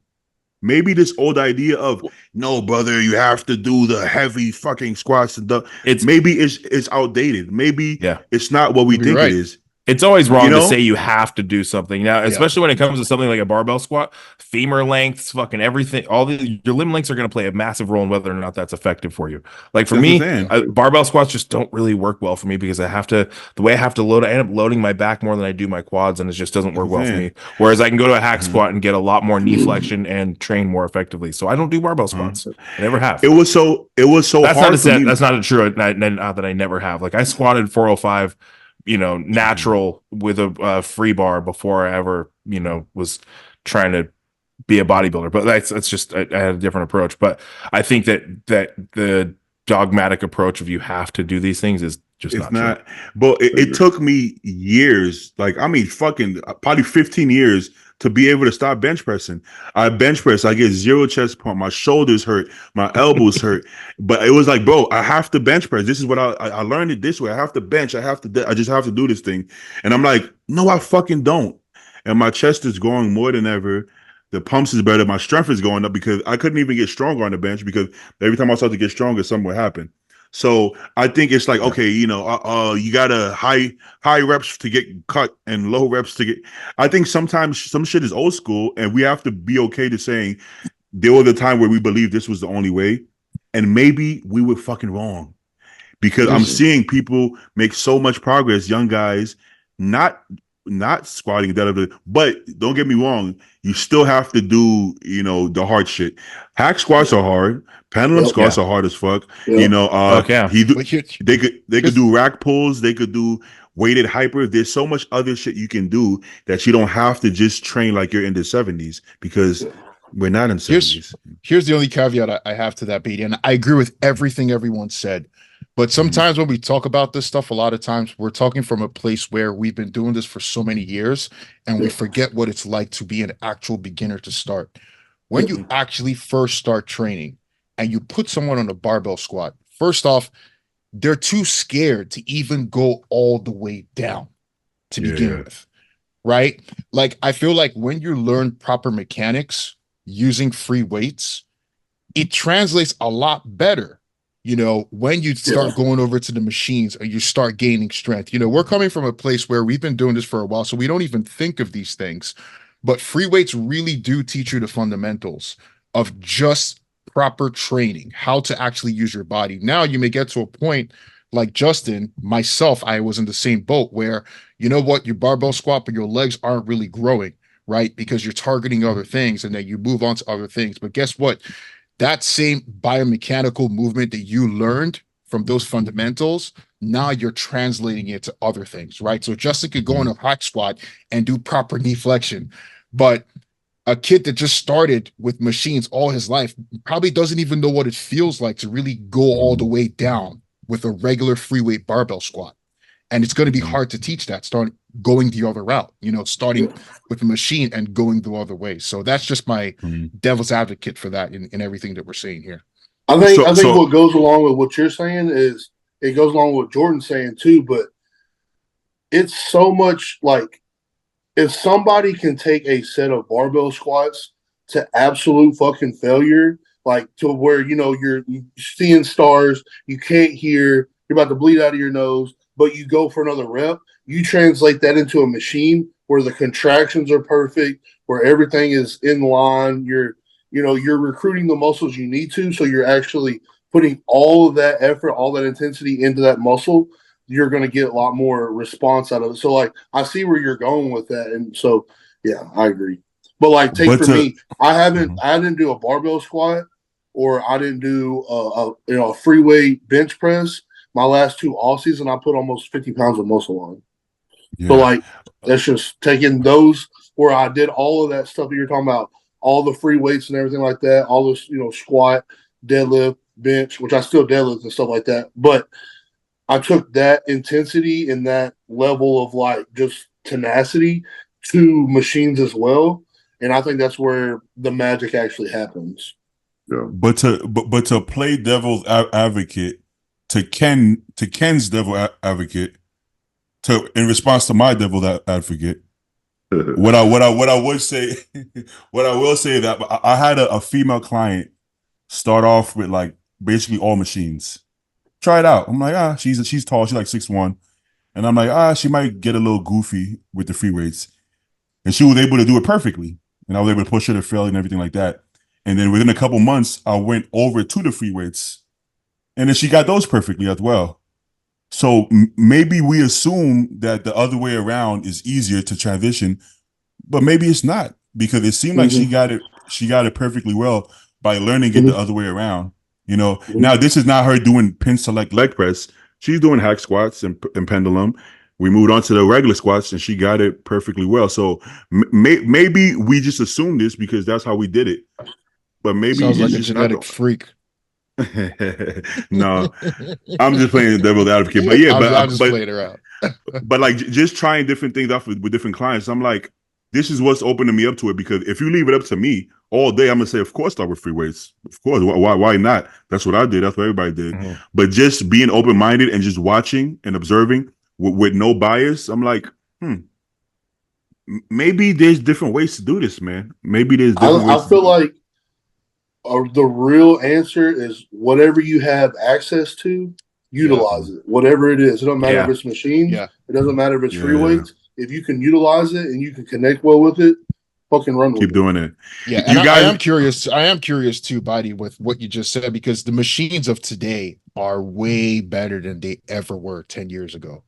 You know, so I am curious on what you just said. Someone starting with machines. I've never seen that. I think that tall female would have had a hard time learning a proper squat pattern with a barbell. I think she learned it. I think she learned the basic understanding of it on a hack squat, and then was able to come into a more difficult environment and had a leg up because she had been squatting. So that's how I would have handled it, and it's all individual. If I had a little 5'8" football player and he wanted to start bodybuilding, and I'm like, okay, let's get you under a barbell and he can figure that shit out. You know what I mean? But it's all individual. And when it comes to building muscle, it's very simple. It's very simple. It's like you just need stimulus, you need novel stimulus. So it's like you can build muscle on a hammer strength chest press as long as you're continuing to progress and provide additional stimulus from week to week over over a long period of time, if you're getting stronger, getting better, you can never ever touch a barbell one fucking time and still grow muscle. You don't have to do it. So nobody thinks that you have to do it. Now there's benefits, and maybe there's benefits to starting one before the other, but I don't think any of us really know if there is for sure. But when it comes to building muscle, I will just say that you do not have to barbell back squat to build your quads. I think a lot of people have proven that. You got familiar with Janicki, Eric Janicki? No. You guys know who that is? No? Mm-mm. None of you guys know that? Oh, he got second at USA's last year, but he's very popular online. He's like, he's one of the most popular yeah. The one doing all of I might. They have the super heavyweight. I think I know who you're talking about now. Yeah. The one that had the big ass knot on his glute. Let me actually pull him up. Let me actually pull him up just to show what I'm talking about. So with him, a lot of Janicki. He does all that crazy, like, yes, just Instagram, TikTok shit. Yeah. So him and Chris Cormier get into a lot about that, and a lot of bodybuilders don't like him because of how he trains. Mm-hmm. Now he's a good friend of mine, right? My only caveat is when I met him, he was not a big guy. I mean, he's a big person, but he was not extremely muscular. And the amount of gains he's made, I can't really argue it because I'm watching him in the gym and I see how pumped he gets and stuff like that. It looks boring as fuck to me to train like that. But listen, he actually trains like this, believe it or not. It's not for the videos. That's how he actually trains. But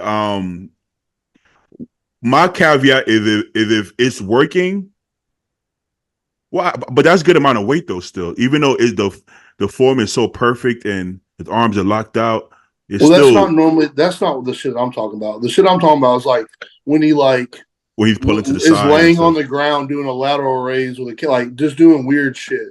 Yeah. But like it's the same thing like Regan. It's the same thing just like Regan. Regan's always been that, kind of like fluffy workout and stuff like that. And I mean, it's just if you can grow like that, grow like that. We're not saying either one of them's bad. That's my only thing. I always say like with Branch, right? So yeah, it's like this God. Oh God.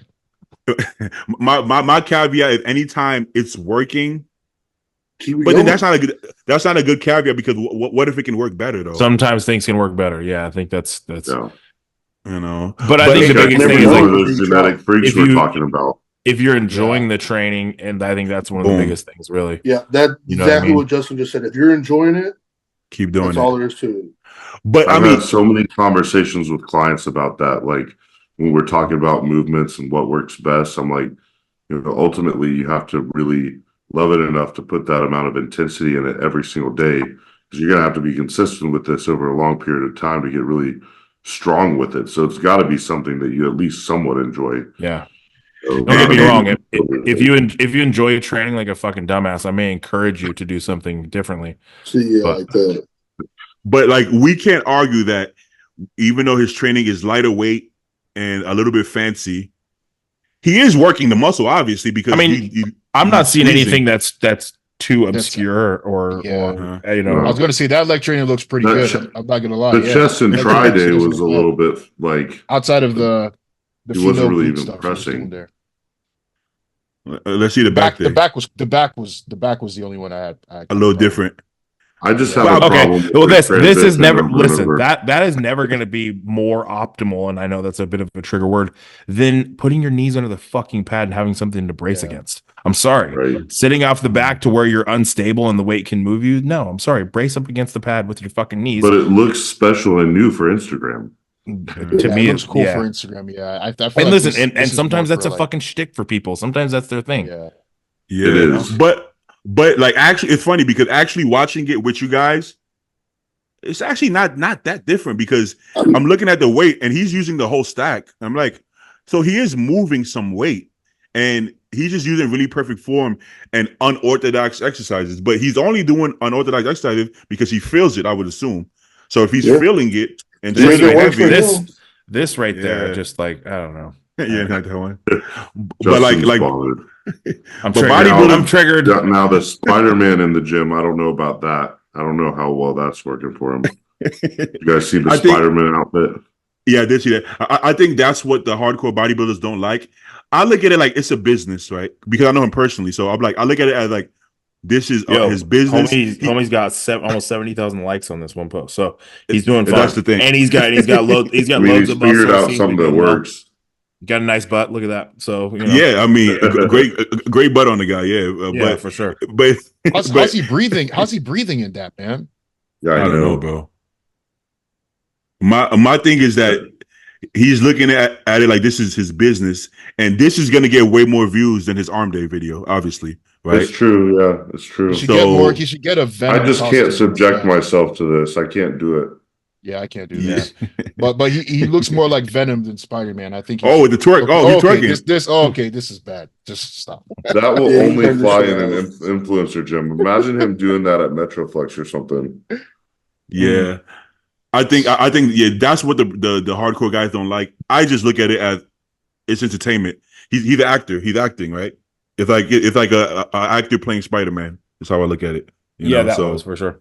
But as far as the training goes, I didn't see anything that was too, unconventional. That was really, him and Chris Cormier got into it backstage at USA's, just talking about training. Well, I mean, listen, I don't agree with like a lot of what Charles Glass would have somebody do. Yeah. Doesn't mean it's not effective. It's just like I would just never want to train like that.